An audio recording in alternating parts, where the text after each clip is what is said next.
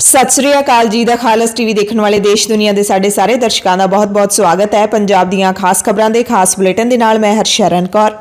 अज 19 जून है, दिन ऐतवार है। खबरों के इस खास बुलेटिन दे विच तुहानूं सारियां कल ते अज दीयां वड्डियां खबरां दस्सांगे। सब तो वड्डी खबर कल अफगानिस्तान की राजधानी काबुल दे विच गुरुद्वारा करते परवान ते हमले दी आई, जिस दे विच 2 जने मारे गए ने, 7 जख्मी हो गए ने। मरण वालियां दे विच एक सिख भी शामिल है अते अफगानी फौजां दे नाल मुकाबले दौरान 3 हमलावर मारे गए ने। यह दावा किया है तालिबानी सरकार ने।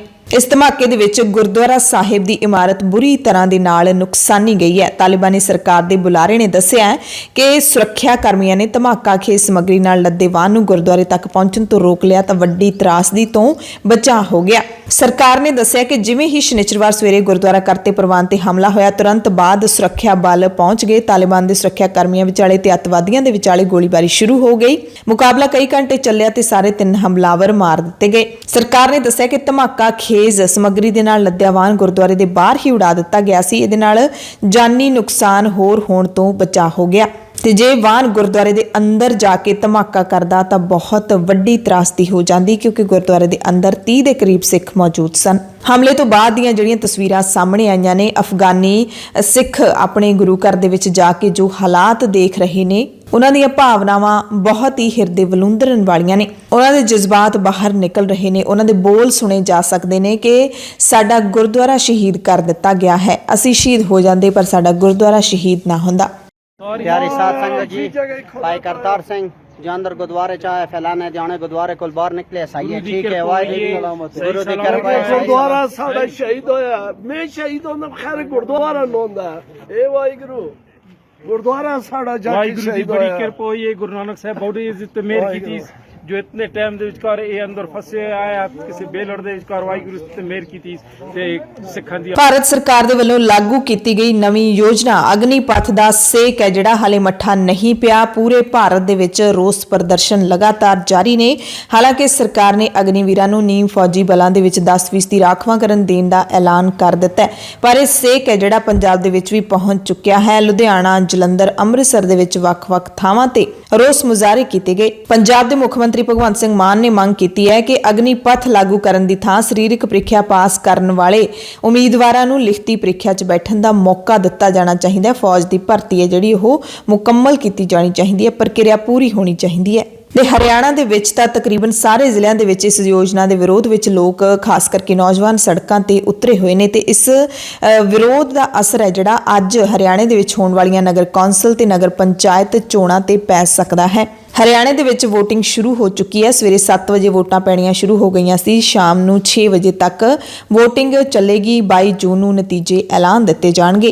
इन्हां चोणां नूं शांतमई ते निरपक्ष तरीके नाल नेपरे चाढ़न दे लई 12,500 तो वध सुरक्षा मुलाजम हरियाणे दे विच तैनात कीते गए ने। ते सरकार इन्हां चोणां दे विच कोई खतरा मुੱਲ भी नहीं लैना चाहुंदी। अज चोणां ने ते एक दिन पहलां कल जिला प्रशासन सिरसा ने किसान अंदोलन दौरान दर्ज हुए सारे केस वापस लैण ते सहमति जता दित्ती, क्योंकि वोटां चाहीदियां ने। दरअसल संयुक्त किसान मोर्चे दीयां 12 किसान जथेबंदियां दे वल्लों अपणियां मंगां दे हक विच 22 जून नूं डीसी दफ्तरां दा घेराव करन ते मिनी ਸਕੱਤਰੇਤ दे बाहर अणमिथे समय लई धरना शुरू करन दी चेतावनी दित्ती सी।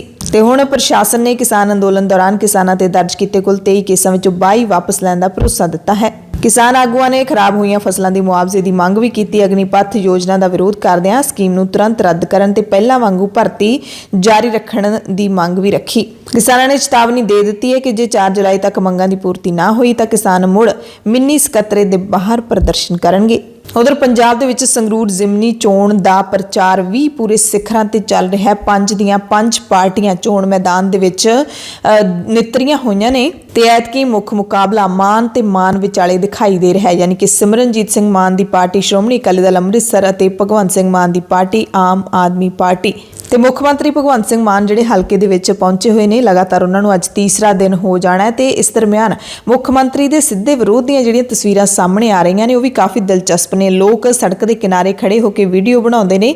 मुख मंत्री भगवंत मान अपनी गड्डी दे विच रूफ टॉप ते खड़ के लोकां नूं हत्थ हिलाउंदे दिखाई दिंदे ने ते लोग बोलदे ने कि ऐतकी गल नहीं बननी। ते अग्गे मुख मंत्री भी बड़ी बेबाकी दे नाल जवाब दिंदे ने, कोई गल नहीं, कोई गल नहीं। पैंदियां नहीं ਸੋ ਐਤਕੀ ਮੁਕਾਬਲਾ ਕਾਫੀ ਫਸਵਾਂ ਬਣਿਆ ਹੋਇਆ ਹੈ। ਦੇਖੋ ਕਿ ਸੰਗਰੂਰ ਦੀ ਸੀਟ ਐਤਕੀ ਕੌਣ ਲੈ ਕੇ ਜਾਂਦਾ ਹੈ। ਮੌਸਮ ਦੀ ਜੇ ਗੱਲ ਕਰ ਲਈਏ ਤਾਂ ਪੰਜਾਬ ਦਾ ਮੌਸਮ ਲਗਭਗ ਠੀਕ ਹੀ ਚੱਲ ਰਿਹਾ ਹੈ। ਮੀਂਹ ਹੈ ਜਿਹੜਾ ਉਹ ਕੱਲ ਵੀ ਸਵੇਰੇ ਕਈ ਥਾਵਾਂ ਤੇ ਪਿਆ। ਮੌਸਮ ਵਿਭਾਗ ਨੇ 20 ਜੂਨ ਤੱਕ ਮੀਂਹ ਪੈਣ ਦੀ ਪੇਸ਼ੀਨਗੋਈ ਕੀਤੀ ਹੈ। ਹੁਣ ਤੱਕ ਪੰਜਾਬ ਦੇ ਤਕਰੀਬਨ ਹਰ ਜ਼ਿਲ੍ਹੇ ਦੇ ਵਿੱਚ ਕਿਤੇ ਭਾਰੀ ਮੀਂਹ, ਕਿਤੇ ਤੇਜ਼ ਮੀਂਹ ਤੇ ਕਿਤੇ ਹਲਕਾ ਮੀਂਹ ਪੈ ਹੀ ਚੁੱਕਿਆ ਹੈ ਤੇ ਭਾਰੀ ਮੀਂਹ ਦੇ ਨਾਲ ਜਾਨੀ ਨੁਕਸਾਨ ਦੀਆਂ ਖਬਰਾਂ ਵੀ ਆਈਆਂ ਨੇ। ਲੁਧਿਆਣਾ ਜਲੰਧਰ ਬਾਈਪਾਸ ਸਥਿਤ ਪਿੰਡ ਭੋਰਾ ਦੇ ਵਿੱਚ ਕੱਲ ਤੜਕੇ 3 ਵਜੇ ਦੇ ਕਰੀਬ ਮੀਂਹ ਨਾਲ ਇੱਕ ਮਕਾਨ ਡਿੱਗ ਪਿਆ। ਇਸ ਘਟਨਾ ਦੇ ਵਿੱਚ ਪਰਿਵਾਰ ਦੀ 2 ਸਾਲਾਂ ਦੀ ਬੱਚੀ ਤੇ ਉਸਦੇ ਚਾਚੇ ਦੀ ਮੌਤ ਹੋ ਗਈ। 4 ਜਣੇ ਜ਼ਖਮੀ ਹੋ ਗਏ ਨੇ। ਇਸੇ ਤਰ੍ਹਾਂ ਸ੍ਰੀ ਮੁਕਤਸਰ ਸਾਹਿਬ ਦੇ ਪਿੰਡ ਲੱਖੇਵਾਲੀ ਦੇ ਵਿੱਚ ਵੀ ਇੱਕ ਮਜ਼ਦੂਰ ਪਰਿਵਾਰ ਦੇ ਘਰ ਦੀ ਛੱਤ ਡਿੱਗਣ ਕਾਰਨ ਮਜ਼ਦੂਰ ਗੁਰਦੇਵ ਸਿੰਘ ਦੀ ਮੌਤ ਹੋ ਗਈ। ਪਤਨੀ ਨੂੰ ਸੱਟਾਂ ਲੱਗੀਆਂ। ਪਿੰਡ ਕੋਟਲੀ ਸੰਗਰ ਦੇ ਵਿੱਚ ਵੀ ਰਾਤ ਨੂੰ ਇੱਕ ਗਰੀਬ ਪਰਿਵਾਰ ਦੇ ਮਕਾਨ ਦੀ ਛੱਤ ਡਿੱਗ ਗਈ। ਸਰਕਾਰ ਨੂੰ ਜ਼ਰੂਰ ਇਹਨਾਂ ਗਰੀਬ ਪਰਿਵਾਰਾਂ ਨੂੰ ਘਰ ਬਣਾਉਣ ਦੇ ਲਈ ਗ੍ਰਾਂਟ ਦਿੱਤੀ ਜਾਣੀ ਚਾਹੀਦੀ ਹੈ, ਮਦਦ ਦਿੱਤੀ ਜਾਣੀ ਚਾਹੀਦੀ ਹੈ। ਹੁਣ ਗੱਲ ਕਰਾਂਗੇ ਸ਼ੁਭਦੀਪ ਸਿੰਘ ਸਿੱਧੂ ਮੂਸੇਵਾਲਾ ਕਤਲकांड ਦੀ। ਕਤਲ ਨੂੰ ਹੋਇਆਂ ਨੂੰ 22 ਦਿਨ ਹੋ ਚੁੱਕੇ ਨੇ। ਅੱਜ 22ਵਾਂ ਦਿਨ ਹੈ। ਲੰਘੇ ਮਹੀਨੇ ਦੀ 29 ਮਈ ਨੂੰ ਸਿੱਧੂ ਮੂਸੇਵਾਲਾ ਦਾ ਮਾਨਸਾ ਦੇ ਪਿੰਡ ਜਵਾਰਕੇ ਦੇ ਵਿੱਚ ਕਤਲ ਕਰ ਦਿੱਤਾ ਗਿਆ ਸੀ, ਪਰ ਹਾਲੇ ਤੱਕ ਵੀ ਪੰਜਾਬ ਪੁਲਿਸ ਦੇ ਹੱਥ ਕੋਈ ਅਜਿਹੀ ਚੀਜ਼, ਅਜਿਹਾ ਮੁਲਜ਼ਮ ਜਾਂ ਅਜਿਹਾ ਦੋਸ਼ੀ ਹੱਥ ਨਹੀਂ ਲੱਗਿਆ ਜਿਸ ਨੂੰ ਲੈ ਕੇ ਪੁਲਿਸ ਪ੍ਰੈਸ ਕਾਨਫਰੰਸ ਕਰਨ ਦੇ ਹੀ ਯੋਗ ਹੋ ਜਾਵੇ, ਲੋਕਾਂ ਨੂੰ ਜਾਣਕਾਰੀ ਦੇ ਸਕੇ ਕਿ ਇਸ ਕਤਲकांड ਦੀ ਆਹ ਜੜ ਹੈ ਜਿਹੜੀ ਅਸੀਂ ਫੜ ਲਈ ਹੈ। ਮਾਪੇ ਵੀ ਹਾਲੇ ਤੱਕ ਉਡੀਕ ਹੀ ਰਹੇ ਨੇ। ਪੁਲਿਸ ਸਰਗਰਮੀ ਤਾਂ ਪੂਰੀ ਦਿਖਾ ਰਹੀ ਹੈ ਕਿਉਂਕਿ ਲਾਰੈਂਸ ਬਿਸ਼ਨੋਈ ਨੂੰ ਵੀ ਟ੍ਰਾਂਜ਼ਿਟ ਰਿਮਾਂਡ ਤੇ ਪੰਜਾਬ ਲਿਆਂਦਾ ਹੋਇਆ ਤੇ ਅੱਜ ਉਸ ਦੇ ਰਿਮਾਂਡ ਦਾ ਚੌਥਾ ਦਿਨ ਹੈ ਤੇ ਲਾਰੈਂਸ ਦੀ ਪੁੱਛ ਪੜਤਾਲ ਦੇ ਵਿੱਚ ਹੁਣ ਕਤਲकांड ਦੀਆਂ ਤਾਰਾਂ ਕਹਿੰਦੇ ਮਾਨਸਾ ਜ਼ਿਲ੍ਹੇ ਦੇ ਨਾਲ ਜਾ ਜੁੜੀਆਂ ਨੇ। ਮਾਨਸਾ ਪੁਲਿਸ ਨੇ ਮਨਮੋਹਨ ਸਿੰਘ ਮੋਣਾ ਨੂੰ ਹਿਰਾਸਤ ਦੇ ਵਿੱਚ ਲਿਆ ਗਿਆ ਹੈ। ਉਸ ਤੋਂ ਪੁੱਛ ਪੜਤਾਲ ਕੀਤੀ ਜਾ ਰਹੀ ਹੈ। ਇਸ ਵਿਅਕਤੀ ਨੂੰ ਮਾਨਸਾ ਦੀ ਜ਼ਿਲ੍ਹਾ ਜੇਲ੍ਹ ਤੋਂ ਪ੍ਰੋਡਕਸ਼ਨ ਵਾਰੰਟ ਤੇ ਲਿਆ ਕੇ 5 ਦਿਨਾਂ ਦਾ ਪੁਲਿਸ ਰਿਮਾਂਡ ਲੈ ਲਿਆ ਗਿਆ। ਜਾਣਕਾਰੀ ਮਿਲੀ ਹੈ ਕਿ ਮੋਣਾ ਨੇ ਜਨਵਰੀ-ਫਰਵਰੀ ਮਹੀਨਿਆਂ ਦੇ ਵਿੱਚ ਹੀ ਵਿਧਾਨ ਸਭਾ ਚੋਣਾਂ ਦੌਰਾਨ ਸਿੱਧੂ ਮੂਸੇਵਾਲੇ ਦੀ ਰੈਕੀ ਕੀਤੀ ਸੀ ਤੇ ਮਨਮੋਹਨ ਸਿੰਘ ਮੋਣਾ ਹੁਣ ਤੱਕ ਫੜੇ ਗਏ ਸ਼ੱਕੀ ਵਿਅਕਤੀਆਂ ਵਿੱਚੋਂ ਕੱਲਾ ਅਜਿਹਾ ਵਿਅਕਤੀ ਹੈ ਜਿਸ ਦਾ ਸੰਬੰਧ ਮਾਨਸਾ ਜ਼ਿਲ੍ਹੇ ਦੇ ਨਾਲ ਹੈ। ਉਹ ਮਾਨਸਾ ਦੇ ਪਿੰਡ ਰੱਲੀ ਦਾ ਰਹਿਣ ਵਾਲਾ ਹੈ। ਮੋਣਾ ਖਿਲਾਫ ਕਈ ਪਰਚੇ ਪਹਿਲਾਂ ਵੀ ਦਰਜ ਨੇ। ਇਸ ਤੋਂ ਪਹਿਲਾਂ ਲਾਰੈਂਸ ਬਿਸ਼ਨੋਈ ਸਮੇਤ ਨਸੀਬ ਖਾਨ, ਮੋਨੂ ਡਾਗਰ ਤੇ ਪਵਨ ਬਿਸ਼ਨੋਈ 22 ਜੂਨ ਤੱਕ ਪੁਲਿਸ ਰਿਮਾਂਡ ਤੇ ਚੱਲ ਰਹੇ ਨੇ, ਜਦਕਿ ਸੰਦੀਪ ਕੁਮਾਰ ਕੇਕੜਾ, ਮਨਪ੍ਰੀਤ ਭਾਊ, ਮਨਪ੍ਰੀਤ ਮੰਨਾ, ਪ੍ਰਭਦੀਪ ਪੱਬੀ, ਪਰਮਪਾਲ ਰਾਣੂ, ਚਰਨਜੀਤ ਉਰਫ ਚੇਤਨ, ਸਿਰਾਜ ਮਿੰਟੂ ਨੂੰ ਪੁੱਛ ਪੜਤਾਲ ਤੋਂ ਬਾਅਦ ਮਾਨਸਾ ਦੀ ਜ਼ਿਲ੍ਹਾ ਜੇਲ੍ਹ ਦੇ ਵਿੱਚ ਭੇਜ ਦਿੱਤਾ ਗਿਆ ਤੇ ਪੁਣੇ ਤੋਂ ਗ੍ਰਿਫਤਾਰ ਕੀਤੇ ਸ਼ਾਰਪ ਸ਼ੂਟਰ ਸੰਤੋਸ਼ ਜਾਦਵ ਦੇ ਸਾਥੀ ਨਵਨਾਥ ਸੂਰਿਆਵੰਸ਼ੀ ਤੋਂ ਵੀ ਪੁੱਛ ਪੜਤਾਲ ਕੀਤੀ ਜਾ ਰਹੀ ਹੈ ਤੇ ਪੁਲਿਸ ਨੂੰ ਹੁਣ ਭਾਲ ਹੈ ਉਹਨਾਂ 4 ਸ਼ਾਰਪ ਸ਼ੂਟਰਾਂ ਦੀ ਜਿਨ੍ਹਾਂ ਦੀ ਪਛਾਣ ਹੋਈ ਹੈ। ਸੋਨੀਪਤ ਦਾ ਪ੍ਰਿਯਵਰਤ ਫੌਜੀ ਅੰਕਿਤ ਸ਼ੇਰਸ਼ਾਹ, ਜਗਰੂਪ ਸਿੰਘ ਜੂਪਾ ਅੰਮ੍ਰਿਤਸਰ ਦਾ ਰਹਿਣ ਵਾਲਾ ਹੈ ਤੇ ਮੰਨੂ ਕੁੱਸਾ ਮੋਗਾ, ਇਹਨਾਂ ਸਭ ਦੀ ਪੁਲਿਸ ਭਾਲ ਹੀ ਕਰ ਰਹੀ ਹੈ, ਹਾਲੇ ਤੱਕ ਹੱਥੇ ਨਹੀਂ ਚੜੇ। ਤੇ ਇਸ ਦਰਮਿਆਨ ਸੰਦੀਪ ਕੇਕੜੇ ਦੀ ਵੀਡੀਓ ਵੀ ਵਾਇਰਲ ਹੋ ਰਹੀ ਹੈ ਜਿਸ ਨੇ ਕਤਲ ਵਾਲੇ ਦਿਨ ਸਿੱਧੂ ਮੂਸੇਵਾਲੇ ਦੇ ਘਰ ਜਾ ਕੇ ਰੇਕੀ ਕੀਤੀ ਸੀ। ਮੁਕਤਸਰ ਜੇਲ੍ਹ ਦੇ ਵਿੱਚ ਕੁੱਟਮਾਰ ਦੀਆਂ ਖਬਰਾਂ ਸੋਸ਼ਲ ਮੀਡੀਆ ਤੇ ਵਾਇਰਲ ਹੋ ਰਹੀਆਂ ਨੇ ਜਿਸ ਵਿੱਚ ਦਵਿੰਦਰ ਬੰਬੀਹਾ ਗਰੁੱਪ ਦੇ ਵੱਲੋਂ ਕੇਕੜੇ ਦੀ ਕੁੱਟਮਾਰ ਕਰਨ ਦਾ ਦਾਅਵਾ ਕੀਤਾ ਜਾ ਰਿਹਾ ਹੈ। ਇਸ ਗਰੁੱਪ ਨੇ ਚੇਤਾਵਨੀ ਦਿੱਤੀ ਹੈ ਕਿ ਮੂਸੇਵਾਲੇ ਦੇ ਕਤਲ ਕਰਨ ਦੇ ਮਾਮਲੇ 'ਚ ਕਾਬੂ ਕੀਤੇ ਸਾਰੇ ਗੈਂਗਸਟਰਾਂ ਦਾ ਇਹੀ ਹਸ਼ਰ ਕਰਾਂਗੇ।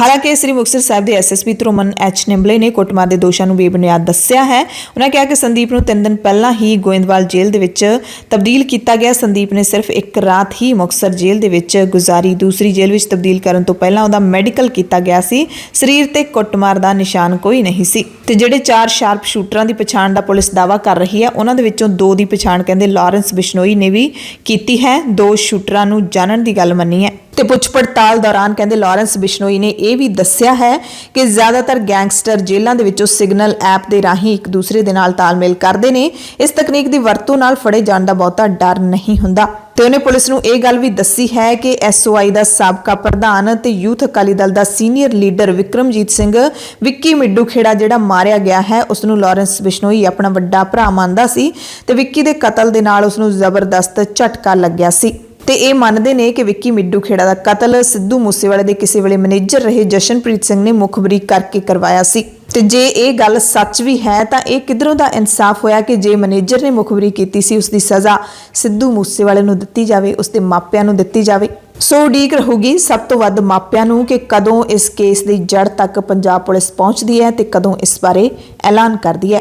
ਪੰਜਾਬ ਦੀਆਂ ਖਾਸ ਖਬਰਾਂ ਦੇ ਖਾਸ ਬੁਲੇਟਿਨ ਦੇ ਵਿੱਚ ਹੁਣ ਕੁਝ ਹੋਰ ਖਬਰਾਂ ਤੁਹਾਨੂੰ ਦੱਸ ਦਿੰਦੇ ਹਾਂ। ਹਮਲਾ ਹੋਇਆ ਅਫਗਾਨਿਸਤਾਨ ਦੀ ਰਾਜਧਾਨੀ ਕਾਬੁਲ ਦੇ ਵਿੱਚ ਸਥਿਤ ਸਿੱਖਾਂ ਦੇ ਇੱਕ ਗੁਰੂ ਘਰ ਦੇ ਉੱਤੇ। ਬੜੀ ਤਰਸਯੋਗ ਹਾਲਤ ਉੱਥੇ ਕਹਿ ਸਕਦੇ ਹਾਂ ਅਫਗਾਨਿਸਤਾਨ ਦੇ ਵਿੱਚ ਵਸਦੇ ਸਿੱਖਾਂ ਦੀ, ਜਿਹੜੇ ਕਿ 1970ਵਿਆਂ ਦੇ ਵਿੱਚ 1 ਲੱਖ ਦੀ ਗਿਣਤੀ ਵਿੱਚ ਹੁੰਦੇ ਸੀ। ਅੱਜ ਮਹਿਜ਼ 140 ਸਿੱਖ ਹੀ ਪੂਰੇ ਅਫਗਾਨਿਸਤਾਨ ਦੇ ਵਿੱਚ ਰਹਿ ਗਏ ਨੇ। ਅਫਗਾਨਿਸਤਾਨ ਉਹ ਧਰਤੀ ਹੈ ਜਿੱਥੇ ਕਦੇ ਸ਼ੇਰੇ ਪੰਜਾਬ ਮਹਾਰਾਜਾ ਰਣਜੀਤ ਸਿੰਘ ਦਾ ਰਾਜ ਹੋਇਆ ਕਰਦਾ ਸੀ।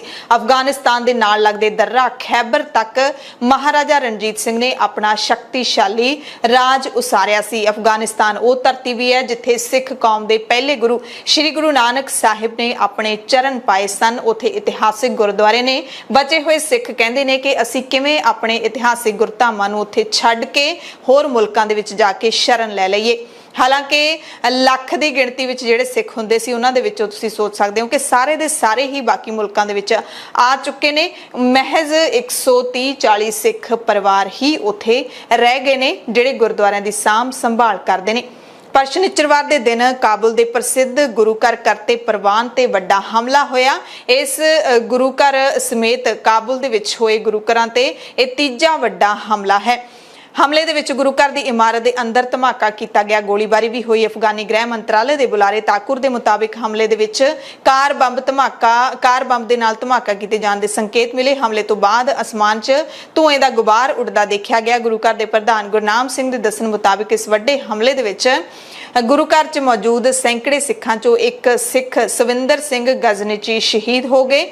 ਗੁਰੂ ਘਰ ਦਾ ਮੁਸਲਿਮ ਚੌਕੀਦਾਰ ਵੀ ਹਮਲੇ ਦੇ ਵਿੱਚ ਮਾਰਿਆ ਗਿਆ ਤੇ ਅੰਦਰ ਮੌਜੂਦ ਸਿੱਖਾਂ ਵਿੱਚੋਂ 6 ਸਿੱਖ ਜ਼ਖਮੀ ਵੀ ਹੋਏ ਨੇ। ਲਗਭਗ 5-6 ਘੰਟੇ ਲੜਾਈ ਚੱਲੀ। ਅੰਦਰੋਂ ਜਿਹੜੇ ਹਮਲਾਵਰ ਨੇ ਉਹ ਹਮਲਾ ਕਰਦੇ ਰਹੇ ਤੇ ਬਾਹਰੋਂ ਅਫਗਾਨੀ ਫੌਜਾਂ ਉਹਨਾਂ ਦਾ ਟਾਕਰਾ ਕਰਦੀਆਂ ਰਹੀਆਂ ਤੇ ਆਖਿਰਕਾਰ ਉਥੋਂ ਦੀ ਪੁਲਿਸ ਨੇ ਦੱਸਿਆ, ਦਾਅਵਾ ਕੀਤਾ ਤਾਲਿਬਾਨੀ ਪੁਲਿਸ ਨੇ ਕਿ ਸਾਰੇ ਅੱਤਵਾਦੀਆਂ ਨੂੰ ਮਾਰ ਮੁਕਾਇਆ ਗਿਆ ਹੈ। ਮੁਕਾਬਲਾ ਕਰ ਰਹੇ ਇੱਕ ਫੌਜੀ ਦੀ ਵੀ ਜਾਨ ਗਈ ਹੈ। ਖਬਰ ਏਜੰਸੀ ਰਾਇਟਰਸ ਦੇ ਮੁਤਾਬਿਕ ਹਮਲੇ ਵੇਲੇ ਗੁਰੂ ਘਰ ਅੰਦਰ 30 ਦੇ ਕਰੀਬ ਲੋਕ ਸਨ ਜਿਨ੍ਹਾਂ ਨੂੰ ਦੂਜੀ ਮੰਜ਼ਿਲ ਤੇ ਬੰਦੀ ਬਣਾ ਕੇ ਰੱਖਿਆ ਗਿਆ। ਇਸ ਹਮਲੇ ਦੇ ਨਾਲ ਕਾਬੁਲ ਹੀ ਨਹੀਂ ਅਫਗਾਨਿਸਤਾਨ ਵਿੱਚ ਵਸਦੇ ਸਾਰੇ ਸਿੱਖਾਂ ਦੇ ਵਿੱਚ ਸਹਿਮ ਦਾ ਮਾਹੌਲ ਹੈ। ਹਮਲੇ ਨੂੰ ਅੱਖੀਂ ਦੇਖ ਕੇ ਤੇ ਹੱਡੀ ਹੰਢਾ ਕੇ ਬਾਹਰ ਆਏ ਸਿੱਖਾਂ ਦਾ ਦੁੱਖ ਸ਼ਾਇਦ ਹੀ ਕੋਈ ਸਮਝ ਸਕੇ, ਜਿਹੜੇ ਭਰੇ ਮਨ ਦੇ ਨਾਲ ਇਹ ਕਹਿੰਦੇ ਦੇਖੇ ਗਏ ਕਿ ਸਾਡਾ ਗੁਰੂ ਘਰ ਸ਼ਹੀਦ ਹੋ ਗਿਆ। ਗੁਰੂ ਦੀ ਕਿਰਪਾ ਹੈ। ਗੁਰਦੁਆਰਾ ਸਾਡਾ ਸ਼ਹੀਦ ਹੋਇਆ। ਮੈਂ ਸ਼ਹੀਦ ਹੁੰਦਾ ਖੈਰ ਗੁਰਦੁਆਰਾ ਨੂੰ ਹੁੰਦਾ। ਇਹ ਵਾਹਿਗੁਰੂ ਗੁਰਦੁਆਰਾ ਸਾਡਾ ਜਾ ਕੇ ਸ਼ਹੀਦ बड़ी ਹੋਇਆ। कृपा हुई है गुरु नानक साहब बहुत इज्जत मेहर की थी जो इतने टाइम ਦੇ ਵਿਚਕਾਰ ਇਹ ਅੰਦਰ ਫਸੇ ਆਇਆ ਕਿਸੇ ਬੇਲੜ ਦੇ ਵਿਚਕਾਰ ਵਾਹਿਗੁਰੂ ਤੇ ਮਿਹਰ ਕੀਤੀ। ਇਸ ਦਰਮਿਆਨ ਸਿੱਖਾਂ ਨੂੰ ਸਭ ਤੋਂ ਵੱਧ ਚਿੰਤਾ ਸੀ ਸ੍ਰੀ ਗੁਰੂ ਗ੍ਰੰਥ ਸਾਹਿਬ ਜੀ ਦੇ ਪਾਵਨ ਸਰੂਪ ਨੂੰ ਸੁਰੱਖਿਅਤ ਬਾਹਰ ਲਿਆਉਣ ਦੀ ਤੇ ਉਹ ਕਾਮਯਾਬ ਵੀ ਹੋ ਗਏ। ਗੁਰੂ ਸਾਹਿਬ ਦੇ ਪਾਵਨ ਸਰੂਪ ਨੂੰ ਕਾਬੁਲ ਦੇ ਵਿੱਚ ਇੱਕ ਸਿੱਖ ਦੇ ਘਰ ਸੁਸ਼ੋਭਿਤ ਕੀਤਾ ਗਿਆ। ਸਤਨਾਮ ਸ੍ਰੀ ਵਾਹਿਗੁਰੂ ਸਤਨਾਮ ਸ੍ਰੀ ਵਾਹਿਗੁਰੂ ਸਤਨਾਮ ਸ੍ਰੀ ਵਾਹਿਗੁਰੂ ਪਿੱਛੇ ਪਾਸੇ ਲੈ ਜਾ ਸਤਨਾਮ ਸ੍ਰੀ ਵਾਹਿਗੁਰੂ ਸ੍ਰੀ ਵਾਹਿਗੁਰੂ ਸਤਨਾਮ ਸ੍ਰੀ ਵਾਹਿਗੁਰੂ ਸਤਨਾਮ ਸ੍ਰੀ ਵਾਹਿਗੁਰੂ। ਕਾਬੁਲ ਪੁਲਿਸ ਦੇ ਬੁਲਾਰੇ ਖਾਲਿਦ ਜਦਰਾਨ ਨੇ ਦੱਸਿਆ ਕਿ ਹਮਲਾ ਖਤਮ ਹੋ ਗਿਆ, ਸਾਰੇ ਹਮਲਾਵਰਾਂ ਨੂੰ ਅਸੀਂ ਮਾਰ ਮੁਕਾ ਦਿੱਤਾ ਹੈ। ਅਫਗਾਨਿਸਤਾਨ ਦੀ ਤਾਲਿਬਾਨੀ ਸਰਕਾਰ ਦੇ ਗ੍ਰਹਿ ਮੰਤਰਾਲੇ ਦੇ ਬੁਲਾਰੇ ਅਬਦੁਲ ਨਫੀ ਟਕੂਰ ਨੇ ਦੱਸਿਆ ਕਿ ਗੁਰਦੁਆਰਾ ਸਾਹਿਬ ਦੇ ਬਾਹਰ ਕਈ ਧਮਾਕੇ ਹੋਏ ਜਿਸ ਤੋਂ ਬਾਅਦ ਕਈ ਹਥਿਆਰਬੰਦ ਹਮਲਾਵਰ ਗੁਰੂ ਘਰ ਦੇ ਅੰਦਰ ਚਲੇ ਗਏ। ਹਾਲਾਂਕਿ ਸਪਸ਼ਟ ਨਹੀਂ ਹੋਇਆ, ਕਿਸੇ ਨੇ ਜ਼ਿੰਮੇਵਾਰੀ ਨਹੀਂ ਲਈ ਹੈ ਕਿ ਹਮਲਾ ਕਿਸ ਨੇ ਕੀਤਾ, ਪਰ ਆਈਐਸ ਦੇ ਵੱਲੋਂ ਹਮਲਾ ਕੀਤੇ ਜਾਣ ਦਾ ਖਦਸ਼ਾ ਜਤਾਇਆ ਜਾ ਰਿਹਾ ਹੈ। ਹਮਲਾ ਸਥਾਨਕ ਸਮੇਂ ਮੁਤਾਬਿਕ ਸਵੇਰੇ 6 ਵਜੇ ਉਸ ਵਕਤ ਹੋਇਆ ਜਦੋਂ ਗੁਰੂ ਘਰ ਦਾ ਗ੍ਰੰਥੀ ਪ੍ਰਕਾਸ਼ ਕਰਨ ਦੇ ਲਈ ਗੁਰਦੁਆਰੇ ਦੇ ਅੰਦਰ ਦਾਖਲ ਹੋ ਰਿਹਾ ਸੀ। ਦਾਖਲ ਹੋਣ ਤੋਂ ਪਹਿਲਾਂ ਇਹਨਾਂ ਹਮਲਾਵਰਾਂ ਨੇ ਸੁਰੱਖਿਆ ਕਰਮੀਆਂ ਦੇ ਉੱਤੇ ਹੈਂਡ ਗ੍ਰੇਨੇਡ ਦੇ ਨਾਲ ਹਮਲਾ ਕੀਤਾ। ਅੱਗ ਵੀ ਲੱਗੀ, 2 ਲੋਕ ਜ਼ਖਮੀ ਹੋਏ। ਬਾਅਦ ਵਿੱਚ ਉਹਨਾਂ ਦੀ ਮੌਤ ਹੋ ਗਈ। ਅਫਗਾਨ ਪੱਤਰਕਾਰ ਬਿਲਾਲ ਸਰਵਰੀ ਨੇ ਇਸ ਦੀ ਪੁਸ਼ਟੀ ਕੀਤੀ। ਹਮਲੇ ਤੋਂ ਬਾਅਦ ਗੁਰਦੁਆਰਾ ਸਾਹਿਬ ਦੀਆਂ ਜੋ ਤਸਵੀਰਾਂ ਵੀਡੀਓ ਸਾਹਮਣੇ ਆਈਆਂ ਨੇ ਉਹ ਦੇਖ ਕੇ ਹਰ ਸਿੱਖ ਦਾ ਮਨ ਭਰ ਉੱਠਦਾ ਹੈ। ਇਮਾਰਤ ਨੁਕਸਾਨੀ ਗਈ ਹੈ। ਗੁਰੂ ਘਰ ਦੀਆਂ ਕੰਧਾਂ ਸੜ ਕੇ ਕਾਲੀਆਂ ਹੋ ਗਈਆਂ ਨੇ। ਅੰਦਰ ਜੋ ਮੁੱਖ ਗੁਰਦੁਆਰਾ ਸਾਹਿਬ ਜੋ ਦਰਬਾਰ ਹਾਲ ਹੁੰਦਾ ਹੈ ਉਸ ਦੇ ਅੰਦਰ ਵੀ ਅੱਗ ਲੱਗੀ ਹੈ। ਧਮਾਕੇ ਦਾ ਸੇਕ ਪਹੁੰਚਿਆ ਹੈ। ਮੈਟ ਵਗੈਰਾ ਸੜ ਗਏ ਨੇ। ਸਮਾਨ ਬਹੁਤ ਬੁਰੇ ਤਰੀਕੇ ਦੇ ਨਾਲ ਖਿਲਰਿਆ ਹੋਇਆ ਦੇਖਿਆ ਗਿਆ। ਭਾਰਤੀ ਵਿਦੇਸ਼ ਮੰਤਰਾਲੇ ਨੇ ਵੀ ਕਾਬੁਲ ਦੇ ਗੁਰਦੁਆਰੇ ਤੇ ਹੋਏ ਹਮਲੇ ਬਾਰੇ ਚਿੰਤਾ ਪ੍ਰਗਟਾਈ ਹੈ। ਮੰਤਰਾਲੇ ਮੁਤਾਬਿਕ ਅਸੀਂ ਹਾਲਾਤਾਂ ਤੇ ਨਜ਼ਰ ਰੱਖ ਰਹੇ ਹਾਂ। ਸ਼੍ਰੋਮਣੀ ਗੁਰਦੁਆਰਾ ਪ੍ਰਬੰਧਕ ਕਮੇਟੀ, ਦਿੱਲੀ ਸਿੱਖ ਗੁਰਦੁਆਰਾ ਪ੍ਰਬੰਧਕ ਕਮੇਟੀ ਸਮੇਤ ਸ਼੍ਰੀ ਅਕਾਲ ਤਖਤ ਸਾਹਿਬ ਦੇ ਕਾਰਜਕਾਰੀ ਜਥੇਦਾਰ ਗਿਆਨੀ ਹਰਪ੍ਰੀਤ ਸਿੰਘ ਨੇ ਇਸ ਹਮਲੇ ਦੀ ਨਿੰਦਿਆ ਕੀਤੀ ਹੈ। सुबह 7 बजे कुछ लोग गुरुद्वारा साहब के गेट ते आए है और उन्होंने ਬੰਬ ਦੇ ਨਾਲ ਗੁਰਦੁਆਰਾ ਸਾਹਿਬ ਦਾ ਜਿਹੜਾ ਗੇਟ ਹੈ ਉਹਨੂੰ ਤੋੜਿਆ ਤੇ ਫਿਰ ਅੰਦਰ ਚਲੇ ਗਏ। ਕੁਝ ਵੀ ਹੋਵੇ ਗੁਰਦੁਆਰਾ ਸਾਹਿਬ ਦੇ ਉੱਤੇ ਹਮਲਾ ਕਰਨਾ ਮਿਨੋਰਟੀ ਨੂੰ ਨਿਸ਼ਾਨਾ ਬਣਾਉਣਾ ਇਹ ਵਿਸ਼ਵ ਦੇ ਵਿੱਚ ਬਹੁਤ ਹੀ ਮੰਦਭਾਗਾ ਵਰਤਾਰਾ ਹੈ। ਕਿਸੇ ਵੀ ਕੰਟਰੀ ਦੇ ਵਿੱਚ ਹੋਵੇ, ਚਾਹੇ ਭਾਰਤ ਦੇ ਵਿੱਚ ਹੋਵੇ, ਪਾਕਿਸਤਾਨ ਦੇ ਵਿੱਚ ਹੋਵੇ, ਅਫਗਾਨਿਸਤਾਨ ਦੇ ਵਿੱਚ ਹੋਵੇ। ਮੈਂ ਭਾਰਤ ਸਰਕਾਰ ਨੂੰ ਵੀ ਇਹ ਕਹਾਂਗਾ ਕਿ ਜਲਦੀ ਤੋਂ ਜਲਦੀ ਉੱਥੋਂ ਦੀ ਸਰਕਾਰ ਨਾਲ ਰਾਬਤਾ ਕਾਇਮ ਕਰਕੇ ਉੱਥੋਂ ਦੇ ਸਿੱਖਾਂ ਨੂੰ ਜਿਹੜਾ ਹੈ ਉਹ ਸੁਰੱਖਿਅਤ ਕੱਢਣ ਦੇ ਜਿਹੜੇ ਪੁਖਤਾ ਪ੍ਰਬੰਧ ਕੀਤੇ ਜਾਣੇ ਚਾਹੀਦੇ ਨੇ। ਔਰ ਬਾਹਰਲੀਆਂ ਕੰਟਰੀਆਂ ਦੇ ਵਿੱਚ ਰਹਿੰਦੇ ਸਿੱਖਾਂ ਨੂੰ ਔਰ ਸਿੱਖ ਸੰਸਥਾਵਾਂ ਨੂੰ ਵੀ ਮੈਂ ਕਹੂੰਗਾ ਕਿ ਆਪਣੇ ਆਪਣੇ ਮੁਲਕਾਂ ਦੀਆਂ ਸਰਕਾਰਾਂ ਦੇ ਨਾਲ ਰਾਬਤਾ ਕਾਇਮ ਕਰਕੇ ਉਹਨਾਂ ਸਿੱਖਾਂ ਨੂੰ ਜਿਹੜਾ ਹੈ ਉੱਥੋਂ ਆਪਾਂ ਕੱਢਣ ਦਾ ਜਿਹੜਾ ਯਤਨ। ਮੈਂ ਸਮਝਦਾ ਗਵਰਨਮੈਂਟ ਆਫ ਇੰਡੀਆ ਨੂੰ ਇਨਸ਼ੋਰ ਕਰਨਾ ਚਾਹੀਦਾ ਹੈ ਕਿ ਹਰ ਜਗ੍ਹਾ ਜਿੱਥੇ ਇੰਡੀਅਨ ਓਰੀਜਨ ਦੇ ਲੋਕ ਨੇ ਉਹਨਾਂ ਨੂੰ ਜ਼ਰੂਰ ਸੇਫਟੀ ਉਹਨਾਂ ਦੀ ਇਨਸ਼ੋਰ ਕਰਨੀ ਚਾਹੀਦੀ, ਉਹਨਾਂ ਦੀ ਸਰਕਾਰਾਂ ਨਾਲ ਗੱਲ ਕਰਨੀ ਚਾਹੀਦੀ ਹੈ। ਐਕਸਟਰਨਲ ਅਫੇਅਰ ਮਿਨਿਸਟਰ ਨੂੰ ਇਸ ਦੇ ਉੱਤੇ ਇਮੀਡੀਏਟਲੀ ਸੰਗਿਆਨ ਲੈਣਾ ਚਾਹੀਦਾ। ਇਹ ਸ਼ੁਰੂਆਤ ਹੋਈ ਹੈ, ਮੈਨੂੰ ਲੱਗਦਾ ਕਿ ਇਹਦੇ ਬਾਅਦ ਕੋਈ ਵੱਡੇ ਹਾਦਸੇ ਵੀ ਹੋ ਸਕਦੇ ਨੇ। ਔਰ ਅਫਗਾਨਿਸਤਾਨ ਤੋਂ ਜਿੱਥੇ ਲੋਕੀ ਨਿਕਲਣਾ ਚਾਹੁੰਦੇ ਨੇ ਉਹਨਾਂ ਨੂੰ ਵੀਜ਼ੇ ਇਸ਼ੂ ਕੀਤੇ ਜਾਣੇ ਚਾਹੀਦੇ ਨੇ। ਬੜੀ ਮੰਦਭਾਗੀ ਘਟਨਾ ਹੈ। ਐਸਜੀਪੀਸੀ ਪ੍ਰਧਾਨ ਐਡਵੋਕੇਟ ਹਰਜਿੰਦਰ ਸਿੰਘ ਧਾਮੀ ਨੇ ਰੋਸਾ ਜਤਾਇਆ, ਇਲਜ਼ਾਮ ਲਾਇਆ ਕਿ ਅਸੀਂ ਕਈ ਵਾਰੀ ਭਾਰਤੀ ਮੰਤਰਾਲੇ ਨੂੰ ਕਹਿ ਚੁੱਕੇ ਹਾਂ, ਵਿਦੇਸ਼ ਮੰਤਰਾਲੇ ਨੂੰ ਕਹਿ ਚੁੱਕੇ ਹਾਂ ਕਿ ਈ ਵੀਜ਼ਾ ਜਾਰੀ ਕੀਤਾ ਜਾਵੇ ਅਤੇ ਅਫਗਾਨੀ ਸਿੱਖਾਂ ਦੇ ਮੁੜ ਵਸੇਬੇ ਦੇ ਲਈ ਪ੍ਰਬੰਧ ਕੀਤੇ ਜਾਣ, ਪਰ ਸਾਡੀ ਬੇਨਤੀ ਨੂੰ ਅਣਗੌਲਿਆ ਹੀ ਕੀਤਾ ਗਿਆ। ਤੇ ਐਸਜੀਪੀਸੀ ਨੇ ਮੁਲਕ ਦੇ ਪ੍ਰਧਾਨ ਮੰਤਰੀ, ਗ੍ਰਹਿ ਮੰਤਰੀ ਅਤੇ ਵਿਦੇਸ਼ ਮੰਤਰੀ ਨੂੰ ਈਮੇਲ ਵੀ ਭੇਜ ਦਿੱਤੀ ਗਈ ਹੈ। ਉੱਥੇ ਰਹਿੰਦੇ ਘੱਟ ਗਿਣਤੀ ਸਿੱਖਾਂ ਦੀ ਸੁਰੱਖਿਆ ਯਕੀਨੀ ਬਣਾਉਣ ਦੇ ਲਈ ਤੁਰੰਤ ਠੋਸ ਕਦਮ ਚੁੱਕੇ ਜਾਣ ਦੀ ਅਪੀਲ ਕੀਤੀ ਗਈ ਹੈ। ਜਿਹੜੇ ਸਾਡੇ ਗੁਰੂ ਗ੍ਰੰਥ ਸਾਹਿਬ ਸ਼ੋਭਤ ਆ, ਉਹਨਾਂ ਦੀ ਹਾਜ਼ਰੀ ਦੇ ਵਿੱਚ ਇਹੋ ਜਿਹੀਆਂ ਘਟਨਾ ਜਿਹੜੀਆਂ ਉਹ ਕਰਨੀਆਂ, ਉਹ ਮਨੁੱਖਤਾ ਲਈ ਵੀ ਤੇ ਇਹਨਾਂ ਲਈ ਵੀ ਕਿਸੇ ਵੇਲੇ ਦਰਦਨਾਕ ਸਾਬਤ ਹੋਣਗੀਆਂ। ਸੋ ਮੈਂ ਪੁਰਜੋੜ ਨਿਖੇਧੀ ਨਹੀਂ ਕਰਦਾ, ਸੈਂਟਰ ਦੀ ਸਰਕਾਰ ਤੋਂ ਵੀ ਮੰਗ ਕਰਦਾ ਕਿ ਹਾਲੇ ਵੀ ਜਾਗ ਜਾਓ। ਉੱਥੇ ਜਿਹੜੇ ਸਿੱਖ ਆ ਉਹਨਾਂ ਦੀ ਸੁਰੱਖਿਆ ਯਕੀਨੀ ਬਣਾਓ। ਜੇ ਕਿੰਨੀ ਬਣਨੀ, ਹੁਣ ਮੇਰਾ ਖਿਆਲ ਕੋਈ ਲੱਗਿਆ ਕੋਈ ਨਿਫਲ ਹੀ ਹੋਣੀ ਆ, ਪਰ ਉਹਨਾਂ ਸਾਰਿਆਂ ਨੂੰ ਇੱਥੇ ਸੱਦ ਕੇ ਉਹਨਾਂ ਦਾ ਰਹਿਣ ਬਸੇਰਾ ਜਿਹੜਾ ਇੱਥੇ ਇਸ ਧਰਤੀ ਤੇ ਕੀਤਾ ਜਾਵੇ। ਤਖ਼ਤ ਸ੍ਰੀ ਕੇਸਗੜ੍ਹ ਸਾਹਿਬ ਦੇ ਜਥੇਦਾਰ ਗਿਆਨੀ ਰਘਬੀਰ ਸਿੰਘ ਨੇ ਵੀ ਘਟਨਾ ਦੀ ਨਿੰਦਾ ਕਰਦਿਆਂ ਪੰਜਾਬ ਤੇ ਭਾਰਤ ਸਰਕਾਰ ਨੂੰ ਵਿਦੇਸ਼ਾਂ ਵਿੱਚ ਵਸਦੇ ਸਿੱਖਾਂ ਤੇ ਗੁਰ ਅਸਥਾਨਾਂ ਦੀ ਸੁਰੱਖਿਆ ਯਕੀਨੀ ਬਣਾਉਣ ਦੇ ਲਈ ਕੰਮ ਕਰਨ ਵਾਸਤੇ ਕਿਹਾ। ਇਸ ਦੇ ਨਾਲ ਹੀ ਪੰਜਾਬ ਦੇ ਮੁੱਖ ਮੰਤਰੀ ਭਗਵੰਤ ਸਿੰਘ ਮਾਨ ਨੇ ਵੀ ਇਸ ਵੱਡੇ ਹਮਲੇ ਦੀ ਨਿਖੇਧੀ ਕਰਦਿਆਂ ਕੇਂਦਰ ਸਰਕਾਰ ਨੂੰ ਅਪੀਲ ਕੀਤੀ ਹੈ ਕਿ ਕਾਬੁਲ ਵਿੱਚ ਰਹਿ ਰਹੇ ਘੱਟ ਗਿਣਤੀ ਵਰਗ ਦੀ ਸੁਰੱਖਿਆ ਯਕੀਨੀ ਬਣਾਉਣ ਦੇ ਲਈ ਫੌਰੀ ਮਦਦ ਕੀਤੀ ਜਾਵੇ। ਅਕਾਲੀ ਦਲ ਦੇ ਪ੍ਰਧਾਨ ਸੁਖਬੀਰ ਸਿੰਘ ਬਾਦਲ ਨੇ ਵੀ ਕਿਹਾ ਕਿ ਭਾਰਤ ਸਰਕਾਰ ਤਾਲਿਬਾਨੀ ਸਰਕਾਰ ਦੇ ਨਾਲ ਤੁਰੰਤ ਗੱਲਬਾਤ ਕਰੇ, ਦੋਸ਼ੀਆਂ ਨੂੰ ਫੜਨ ਦੇ ਲਈ ਜ਼ੋਰ ਪਾਵੇ। ਸ਼੍ਰੀ ਅਨੰਦਪੁਰ ਸਾਹਿਬ ਤੋਂ ਕਾਂਗਰਸੀ ਸੰਸਦ ਮੈਂਬਰ ਮਨੀਸ਼ ਤਿਵਾੜੀ ਨੇ ਵੀ ਇਸ ਘਟਨਾ ਦੀ ਨਿਖੇਧੀ ਕੀਤੀ ਹੈ। ਸੁਖਪਾਲ ਸਿੰਘ ਖਹਿਰਾ, ਕਾਂਗਰਸ ਦੇ ਐਮਐਲਏ ਸਮੇਤ ਹੋਰ ਕਈ ਸਿਆਸੀ ਤੇ ਧਾਰਮਿਕ ਲੀਡਰਾਂ ਨੇ ਇਸ ਹਮਲੇ ਦੀ ਨਿਖੇਧੀ ਕਰਦਿਆਂ ਅਫਗਾਨੀ ਸਿੱਖਾਂ ਦੀ ਸੁਰੱਖਿਆ ਦੀ ਮੰਗ ਕੀਤੀ ਹੈ। ਬੀਜੇਪੀ ਦੇ ਲੀਡਰ ਮਨਜਿੰਦਰ ਸਿੰਘ ਸਿਰਸਾ ਨੇ ਵੀ ਬੰਬ ਧਮਾਕਿਆਂ ਦੀ ਸਖਤ ਨਿਖੇਧੀ ਕੀਤੀ ਹੈ, ਪਰ ਮਨਜਿੰਦਰ ਸਿੰਘ ਸਿਰਸਾ ਇਸ ਵਕਤ ਬੀਜੇਪੀ ਪਾਰਟੀ ਦੇ ਵਿੱਚ ਹਨ ਤੇ ਉਹ ਆਪਣੀ ਸਰਕਾਰ ਤੇ ਉਹਨਾਂ ਨੂੰ ਲੋੜ ਹੈ ਕਿ ਆਪਣੀ ਹੀ ਸਰਕਾਰ ਤੇ ਦਬਾਅ ਬਣਾਇਆ ਜਾਵੇ ਤੇ ਜਿਹੜੀ ਸਰਕਾਰ ਹੈ ਸੈਂਟਰ ਦੀ ਸਰਕਾਰ, ਉਹ ਪਹਿਲ ਦੇ ਆਧਾਰ ਤੇ ਅਫਗਾਨੀ ਸਰਕਾਰ ਦੇ ਨਾਲ ਗੱਲਬਾਤ ਕਰੇ। ਬੁਲੇਟਿਨ ਦੇ ਵਿੱਚ ਹੁਣ ਗੱਲ ਕਰਾਂਗੇ ਸ਼ੁਭਦੀਪ ਸਿੰਘ ਸਿੱਧੂ ਮੂਸੇਵਾਲਾ ਦੇ ਕਤਲकांड ਨਾਲ ਜੁੜੀਆਂ ਸ਼ਨੀਚਰਵਾਰ ਦੀਆਂ ਅਪਡੇਟਸ ਦੀ। ਸਭ ਤੋਂ ਵੱਡੀ ਅਪਡੇਟ ਇਹੀ ਆਈ ਕਿ ਪੁਣੇ ਪੁਲਿਸ ਨੇ ਸਿੱਧੂ ਮੂਸੇਵਾਲਾ ਕਤਲ ਕੇਸ ਦੇ ਵਿੱਚ ਗ੍ਰਿਫਤਾਰ ਸ਼ਾਰਪ ਸ਼ੂਟਰ ਸੰਤੋਸ਼ ਯਾਦਵ ਦੇ ਕੋਲੋਂ 13 ਹਥਿਆਰ ਬਰਾਮਦ ਕੀਤੇ।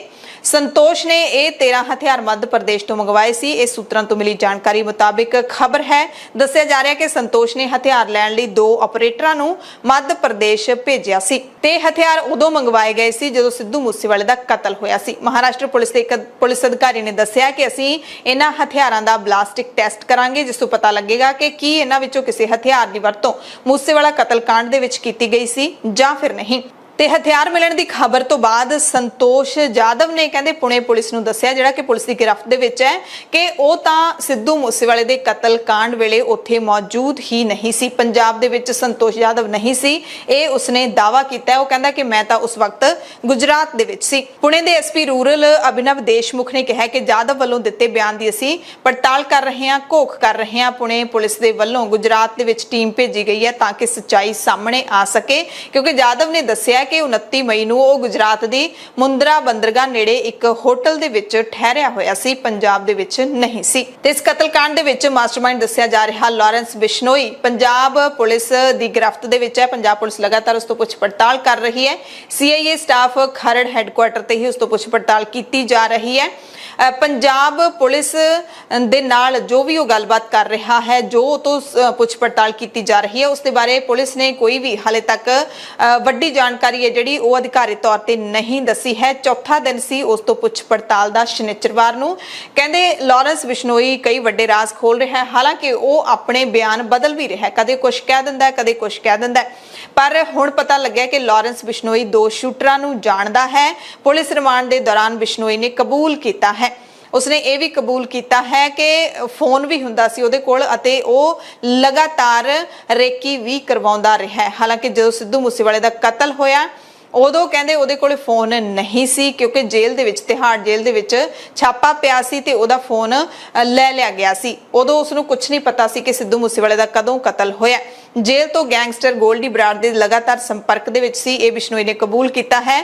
ਸਿਗਨਲ ਐਪ ਦੇ ਜ਼ਰੀਏ ਗੋਲਡੀ ਬਰਾੜ ਦੇ ਨਾਲ ਗੈਂਗਸਟਰ ਲਾਰੈਂਸ ਬਿਸ਼ਨੋਈ ਦੀ ਗੱਲਬਾਤ ਹੁੰਦੀ ਸੀ। ਇਸ ਦਰਮਿਆਨ ਇੱਕ ਹੋਰ ਵੱਡੀ ਅਪਡੇਟ ਇਹ ਆਈ ਕਿ ਲਾਰੈਂਸ ਬਿਸ਼ਨੋਈ ਦੇ ਵਕੀਲ ਨੇ ਪੰਜਾਬ ਪੁਲਿਸ ਦੇ ਉੱਤੇ ਲਾਰੈਂਸ ਨੂੰ ਟਾਰਚਰ ਕਰਨ ਦੇ ਦੋਸ਼ ਲਾਏ ਨੇ।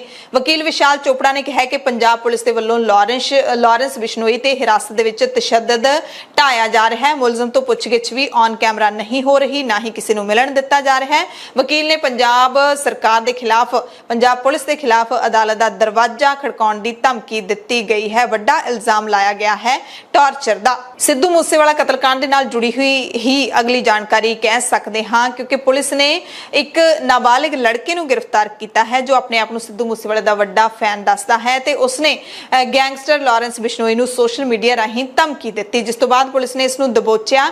ਕਹਿੰਦੇ ਇਹ ਬਹੁਤ ਦੁਖੀ ਹੈ, ਸਿੱਧੂ ਮੂਸੇਵਾਲੇ ਦੇ ਕਤਲ ਤੋਂ ਬਾਅਦ ਉਸਦਾ ਬਹੁਤ ਵੱਡਾ ਪ੍ਰਸ਼ੰਸਕ ਸੀ, ਇਸ ਲਈ ਲਾਰੈਂਸ ਤੋਂ ਬਦਲਾ ਲੈਣਾ ਚਾਹੁੰਦਾ ਸੀ। ਸੋਸ਼ਲ ਮੀਡੀਆ ਤੇ ਨੇ ਕਈ ਫਰਜ਼ੀ ਅਕਾਊਂਟ ਬਣਾਏ ਜਿਨ੍ਹਾਂ ਰਾਹੀਂ ਕੁਝ ਵੀਆਈਪੀਜ਼ ਤੇ ਆਮ ਲੋਕਾਂ ਨੂੰ ਖੁੱਲ੍ਹੇਆਮ ਧਮਕੀਆਂ ਇਸਨੇ ਦਿੱਤੀਆਂ। ਪੁਲਿਸ ਨੇ ਜੋ ਪੁੱਛਗਿੱਛ ਕੀਤੀ ਤਾਂ ਨਾਬਾਲਿਗ ਨੇ ਦੱਸਿਆ ਕਿ ਉਹ ਮਸ਼ਹੂਰ ਹੋਣਾ ਚਾਹੁੰਦਾ ਸੀ ਕਿ ਵੱਧ ਤੋਂ ਵੱਧ ਲੋਕ ਉਸਦੇ ਖਾਤੇ ਨੂੰ ਫੋਲੋ ਕਰਨ, ਇਸ ਕਰਕੇ ਗਾਇਕਾਂ ਸਮੇਤ ਵੱਡੇ ਲੋਕਾਂ ਨੂੰ ਧਮਕੀਆਂ ਦੇਣ ਲੱਗਿਆ।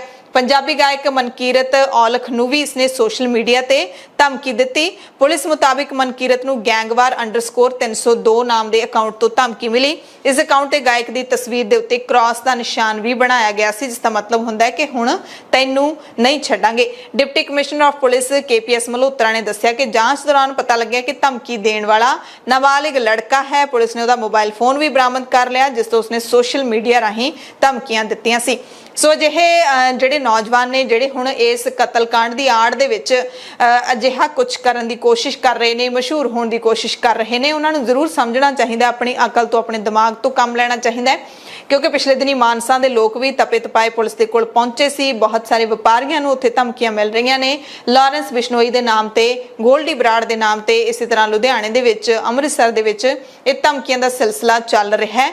ਸੋ ਇੰਨੀਆਂ ਵੱਡੀਆਂ ਘਟਨਾਵਾਂ ਵਾਪਰਨ ਦੇ ਬਾਵਜੂਦ ਵੀ ਜੇ ਅਸੀਂ ਨਹੀਂ ਸਮਝਦੇ, ਕੋਈ ਸਿੱਖਿਆ ਨਹੀਂ ਲੈਂਦੇ, ਤਾਂ ਫਿਰ ਬਹੁਤ ਹੀ ਸ਼ਰਮ ਵਾਲੀ ਗੱਲ ਹੈ। ਹੁਣ ਗੱਲ ਕਰਾਂਗੇ ਅਗਨੀਪਥ ਯੋਜਨਾ ਦੀ, ਜਿਸ ਦੇ ਖਿਲਾਫ ਲਗਾਤਾਰ ਮੁਜ਼ਾਹਰੇ ਹੋ ਰਹੇ ਨੇ। ਸ਼ਨੀਚਰਵਾਰ ਨੂੰ ਵੀ ਹਿੰਸਕ ਪ੍ਰਦਰਸ਼ਨ ਪੂਰੇ ਭਾਰਤ ਦੇ ਵਿੱਚ ਜਾਰੀ ਰਹੇ। ਪੰਜਾਬ ਵੀ ਹੁਣ ਇਸ ਦੇ ਖਿਲਾਫ ਉੱਠ ਖੜਿਆ। ਪੰਜਾਬ ਤੇ ਹਰਿਆਣਾ ਦੇ ਵਿੱਚ ਪ੍ਰਦਰਸ਼ਨ ਹੋਏ। ਲੁਧਿਆਣਾ ਰੇਲਵੇ ਸਟੇਸ਼ਨ ਤੇ ਤੋੜਫੋੜ ਕੀਤੀ ਗਈ, ਸਟੇਸ਼ਨ ਤੇ ਹੰਗਾਮਾ ਕੀਤਾ ਗਿਆ ਕੁਝ ਨੌਜਵਾਨਾਂ ਦੇ ਵੱਲੋਂ, ਜਿਸ ਤੋਂ ਬਾਅਦ ਪੁਲਿਸ ਨੇ 10 ਤੋਂ 15 ਨੌਜਵਾਨਾਂ ਨੂੰ ਹਿਰਾਸਤ ਦੇ ਵਿੱਚ ਲਿਆ ਤੇ ਪੁਲਿਸ ਨੇ ਇਹ ਦਾਅਵਾ ਕੀਤਾ ਕਿ ਜਾਣ-ਬੁੱਝ ਕੇ ਸੋਚੀ ਸਮਝੀ ਸਾਜ਼ਿਸ਼ ਦੇ ਤਹਿਤ ਇਹ ਭੰਨ ਤੋੜ ਕੀਤੀ ਗਈ। ਇਹ ਪੁਲਿਸ ਨੇ ਅਧਿਕਾਰਿਤ ਬਿਆਨ ਦਿੱਤਾ।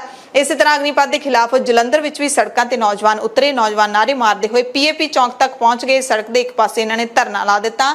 ਇਸ ਦੌਰਾਨ ਅੰਮ੍ਰਿਤਸਰ ਦਿੱਲੀ ਨੈਸ਼ਨਲ ਹਾਈਵੇ ਤੇ ਚੱਕਾ ਜਾਮ ਕਰਕੇ ਆਵਾਜਾਈ ਰੋਕੀ ਗਈ। ਇਸੇ ਤਰ੍ਹਾਂ ਅਗਨੀਪਥ ਦੇ ਖਿਲਾਫ ਚੰਡੀਗੜ੍ਹ ਯੂਥ ਕਾਂਗਰਸ ਦੇ ਆਗੂਆਂ ਨੇ ਵੀ ਸੈਕਟਰ 726 ਦੀਆਂ ਟ੍ਰੈਫਿਕ ਲਾਈਟਾਂ ਤੇ ਕੇਂਦਰ ਸਰਕਾਰ ਖਿਲਾਫ ਪ੍ਰਦਰਸ਼ਨ ਕੀਤਾ, ਨਾਅਰੇਬਾਜ਼ੀ ਕੀਤੀ ਅਤੇ ਕਈ ਘੰਟਿਆਂ ਤੱਕ ਇਹ ਪ੍ਰਦਰਸ਼ਨ ਚੱਲਦਾ ਰਿਹਾ। ਪੁਲਿਸ ਨੇ ਪ੍ਰਦਰਸ਼ਨ ਕਰ ਰਹੇ ਆਗੂ ਹਿਰਾਸਤ ਵਿੱਚ ਲੈ ਲਏ। ਇਸੇ ਤਰ੍ਹਾਂ ਯੂਪੀ ਦੇ ਵਿੱਚ ਅਗਨੀਪਥ ਯੋਜਨਾ ਦਾ ਵਿਰੋਧ ਕਰਨ ਵਾਲੇ 260 ਨੌਜਵਾਨਾਂ ਨੂੰ ਗ੍ਰਿਫਤਾਰ ਕੀਤਾ ਗਿਆ ਹੈ।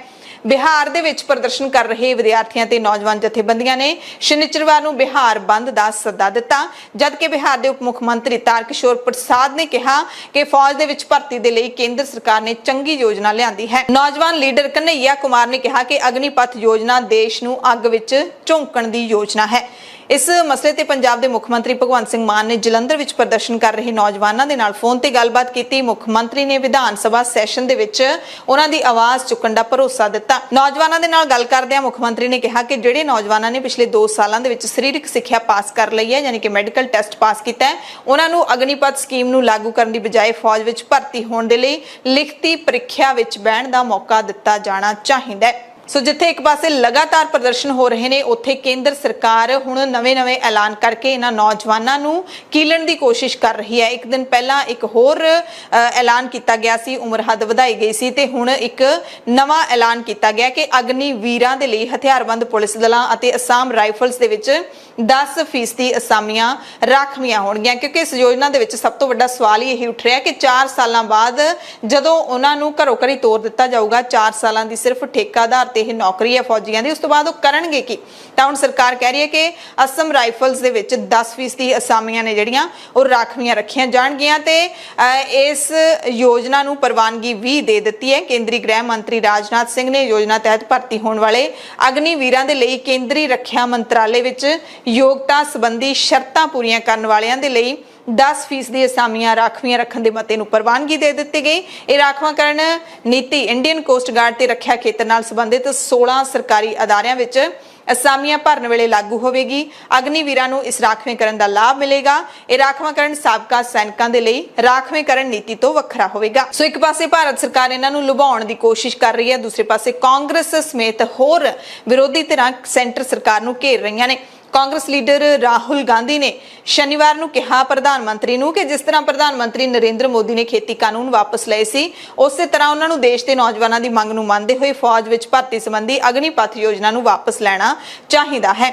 ਉਹਨਾਂ ਕਿਹਾ ਕਿ ਮੋਦੀ ਨੇ ਬੀਤੇ 8 ਸਾਲਾਂ ਵਿੱਚ ਜੈ ਜਵਾਨ ਜੈ ਕਿਸਾਨ ਨਾਰੇ ਦੀ ਅਹਿਮਤੀ ਦੀ ਬੇਇੱਜ਼ਤੀ ਕੀਤੀ ਹੈ। ਉਹਨਾਂ ਕਿਹਾ ਕਿ ਪ੍ਰਧਾਨ ਮੰਤਰੀ ਨੂੰ ਹੁਣ ਮਾਫੀ ਵੀਰ ਬਣ ਕੇ ਨੌਜਵਾਨਾਂ ਦੀ ਮੰਗ ਮੰਨਣੀ ਚਾਹੀਦੀ ਹੈ, ਅਗਨੀਪਥ ਯੋਜਨਾ ਵਾਪਸ ਲੈਣੀ ਚਾਹੀਦੀ ਹੈ। ਤੇ ਇਸ ਯੋਜਨਾ ਨੂੰ ਲੈ ਕੇ ਦੇਸ਼ ਦੀ ਸਰਵਉੱਚ ਅਦਾਲਤ ਸੁਪਰੀਮ ਕੋਰਟ ਦੇ ਵਿੱਚ ਪਟੀਸ਼ਨ ਵੀ ਦਾਖਲ ਕੀਤੀ ਗਈ ਹੈ। ਦਿੱਲੀ ਦੇ ਵਕੀਲ ਵਿਸ਼ਾਲ ਤਿਵਾੜੀ ਨੇ ਪਟੀਸ਼ਨ ਦਾਖਲ ਕੀਤੀ ਹੈ। ਅਗਨੀਪਥ ਯੋਜਨਾ ਦੀ ਸਮੀਖਿਆ ਦੀ ਮੰਗ ਕੀਤੀ ਗਈ ਹੈ। ਸੁਪਰੀਮ ਕੋਰਟ ਦੇ ਰਿਟਾਇਰਡ ਜੱਜ ਦੀ ਨਿਗਰਾਨੀ ਵਿੱਚ ਕਮੇਟੀ ਬਣਾਉਣ ਦੀ ਮੰਗ ਕੀਤੀ ਗਈ ਹੈ। ਹਿੰਸਕ ਘਟਨਾਵਾਂ ਦੀ ਜਾਂਚ ਲਈ ਸਿੱਟ ਬਣਾਉਣ ਦੀ ਮੰਗ ਵੀ ਕੀਤੀ ਹੈ। ਇਸੇ ਦਰਮਿਆਨ ਭਾਰਤੀ ਹਵਾਈ ਫੌਜ ਦੇ ਮੁਖੀ air chief marshal VR Chaudhary ਨੇ ਕਿਹਾ ਕਿ ਹਿੰਸਾ ਤੇ ਅਗਜ਼ਨੀ ਦਾ ਸਹਾਰਾ ਲੈਣਾ ਸਮੱਸਿਆ ਦਾ ਹੱਲ ਨਹੀਂ ਹੁੰਦਾ। ਇਸ ਕਰਕੇ ਸਹੀ ਜਾਣਕਾਰੀ ਲਓ, ਇਸ ਯੋਜਨਾ ਨੂੰ ਪੜ੍ਹੋ ਤੇ ਹਿੰਸਾ ਨਾ ਕਰੋ। ਸੰਗਰੂਰ ਜ਼ਿਮਨੀ ਚੋਣ ਦੀ ਗੱਲ ਕਰਾਂਗੇ। ਕੁਝ ਕੁ ਦਿਨ ਹੀ ਬਾਕੀ ਨੇ ਤੇ ਜਿਵੇਂ-ਜਿਵੇਂ ਲੋਕ ਸਭਾ ਹਲਕਾ ਸੰਗਰੂਰ ਦੇ ਲਈ ਵੋਟਾਂ ਦਾ ਦਿਨ ਨੇੜੇ ਆ ਰਿਹਾ ਹੈ, ਤਿਵੇਂ-ਤਿਵੇਂ ਚੋਣ ਪ੍ਰਚਾਰ ਤੇਜ਼ ਹੋਣ ਲੱਗਿਆ। ਵੱਖ-ਵੱਖ ਸਿਆਸੀ ਪਾਰਟੀਆਂ ਦੇ ਉਮੀਦਵਾਰਾਂ ਨੇ ਸ਼ਨੀਚਰਵਾਰ ਨੂੰ ਵੀ ਧੂਆਂਧਾਰ ਪ੍ਰਚਾਰ ਕੀਤਾ। ਸ਼੍ਰੋਮਣੀ ਅਕਾਲੀ ਦਲ ਅੰਮ੍ਰਿਤਸਰ ਦੇ ਪ੍ਰਧਾਨ ਸਿਮਰਨਜੀਤ ਸਿੰਘ ਮਾਨ ਨੇ ਆਮ ਆਦਮੀ ਪਾਰਟੀ ਦੇ ਉਮੀਦਵਾਰ ਗੁਰਮੇਲ ਸਿੰਘ ਘਰਾਚੋਂ ਦੇ ਪਿੰਡ ਜਾ ਕੇ ਵੋਟਾਂ ਮੰਗੀਆਂ। ਸੂਤਰ ਦੱਸਦੇ ਨੇ ਕਿ ਮਾਨ ਨੂੰ ਪਿੰਡ ਵਿੱਚੋਂ ਭਰਵਾਂ ਹੁੰਗਾਰਾ ਮਿਲਿਆ ਹੈ। ਥਾਂ-ਥਾਂ ਤੇ ਸਵਾਗਤ ਵੀ ਮਾਨ ਦਾ ਹੋਇਆ। ਐਤਕੀ ਮੁੱਖ ਟੱਕਰ ਹੈ ਜਿਹੜੀ ਉਹ ਸ਼੍ਰੋਮਣੀ ਅਕਾਲੀ ਦਲ ਅੰਮ੍ਰਿਤਸਰ ਯਾਨੀ ਕਿ ਮਾਨ ਦਲ ਅਤੇ ਆਮ ਆਦਮੀ ਪਾਰਟੀ ਦੇ ਵਿੱਚ ਹੀ ਬਣਦੀ ਦਿਖਾਈ ਦੇ ਰਹੀ ਹੈ। ਮੁੱਖ ਮੰਤਰੀ ਭਗਵੰਤ ਸਿੰਘ ਮਾਨ ਵੀ ਸੰਗਰੂਰ ਹਲਕੇ ਦੇ ਵਿੱਚ ਹੀ ਟਿਕੇ ਹੋਏ ਨੇ। ਸ਼ਨੀਚਰਵਾਰ ਨੂੰ ਉਹਨਾਂ ਨੇ ਦਿੱਲੀ ਦੇ ਡਿਪਟੀ ਸੀਐਮ ਮਨੀਸ਼ ਸਿਸੋਦੀਆ ਦੇ ਨਾਲ ਸੰਗਰੂਰ ਦੇ ਵਪਾਰੀਆਂ ਦੇ ਨਾਲ ਸੰਵਾਦ ਕੀਤਾ। ਇਸ ਮੌਕੇ ਸੰਗਰੂਰ ਚੋਣਾਂ ਦੇ ਆਮ ਆਦਮੀ ਪਾਰਟੀ ਦੇ ਉਮੀਦਵਾਰ ਗੁਰਮੇਲ ਸਿੰਘ ਦੇ ਹੱਕ ਵਿੱਚ ਉਹਨਾਂ ਨੇ ਤਕਰੀਰ ਵੀ ਕੀਤੀ। ਭਗਵੰਤ ਮਾਨ ਨੇ ਕਿਹਾ ਕਿ ਗੈਂਗਸਟਰ ਸਾਡੇ ਆਪਣੇ ਹੀ ਪੁੱਤਰ ਨੇ, ਅਸੀਂ ਇਹਨਾਂ ਨੂੰ ਸਮਝਾ ਕੇ ਸਹੀ ਰਾਹ ਤੇ ਲਿਆਉਣ ਦੀ ਕੋਸ਼ਿਸ਼ ਕਰਾਂਗੇ। ਮਾਨ ਨੇ ਕਿਹਾ ਕਿ ਜੇ ਇਹ ਗੈਂਗਸਟਰ ਨਾ ਸੁਧਰੇ ਤਾਂ ਇਹਨਾਂ ਦਾ ਸਫਾਇਆ ਕਰਨਾ ਵੀ ਸਾਡਾ ਹੀ ਕੰਮ ਹੈ। ਭ੍ਰਿਸ਼ਟਾਚਾਰ ਲੀਡਰਾਂ ਤੇ ਸ਼ਿਕੰਜਾ ਕੱਸਣ ਦੀ ਫੇਰ ਭਗਵੰਤ ਮਾਨ ਨੇ ਗੱਲ ਕੀਤੀ ਅਤੇ ਫਿਰ ਉਹੀ ਗੱਲ ਦੁਹਰਾਈ ਕਿ ਇੱਕ ਵੀ ਪੈਸਾ ਜੇ ਮੇਰੇ ਵੱਲ ਪੰਜਾਬ ਦੇ ਲੋਕਾਂ ਦਾ ਦਿਸ ਗਿਆ, ਕਹਿਣ ਦਾ ਭਾਵ ਹੈ ਕਿ ਜੇ ਇੱਕ ਵੀ ਪੈਸਾ ਮੈਂ ਖਜ਼ਾਨੇ ਦਾ ਪੰਜਾਬ ਦੇ ਲੋਕਾਂ ਦਾ ਖਾ ਲਿਆ ਤਾਂ ਮੇਰਾ ਸਿਰ ਤੇ ਤੁਹਾਡੀਆਂ ਜੁੱਤੀਆਂ ਹੋਣਗੀਆਂ। ਆ ਗੈਂਗਸਟਰ ਮੈਂ ਲਿਆਇਆ, ਗੈਂਗਸਟਰ ਇਹਨਾਂ ਨੇ ਬਣਾਏ ਨੇ, ਹੁਣ ਸਫਾਈ ਮੈਂ ਕਰੂੰਗਾ। ਉਹ ਕਹਿੰਦਾ MP ਬਣਾ ਦੋ, ਬੰਦੀ ਸਿੰਘ ਛਡਾ ਲਾਂਗੇ। ਮੈਂ ਵੀ ਹੱਕ ਚ ਹਾਂ ਕਿ ਕਾਨੂੰਨ ਨੇ ਜਿਨ੍ਹਾਂ ਨੂੰ ਸਜ਼ਾ ਦਿੱਤੀ ਹੈ ਉਹਦੇ ਕਾਨੂੰਨ ਰਹੀ ਬਾਤ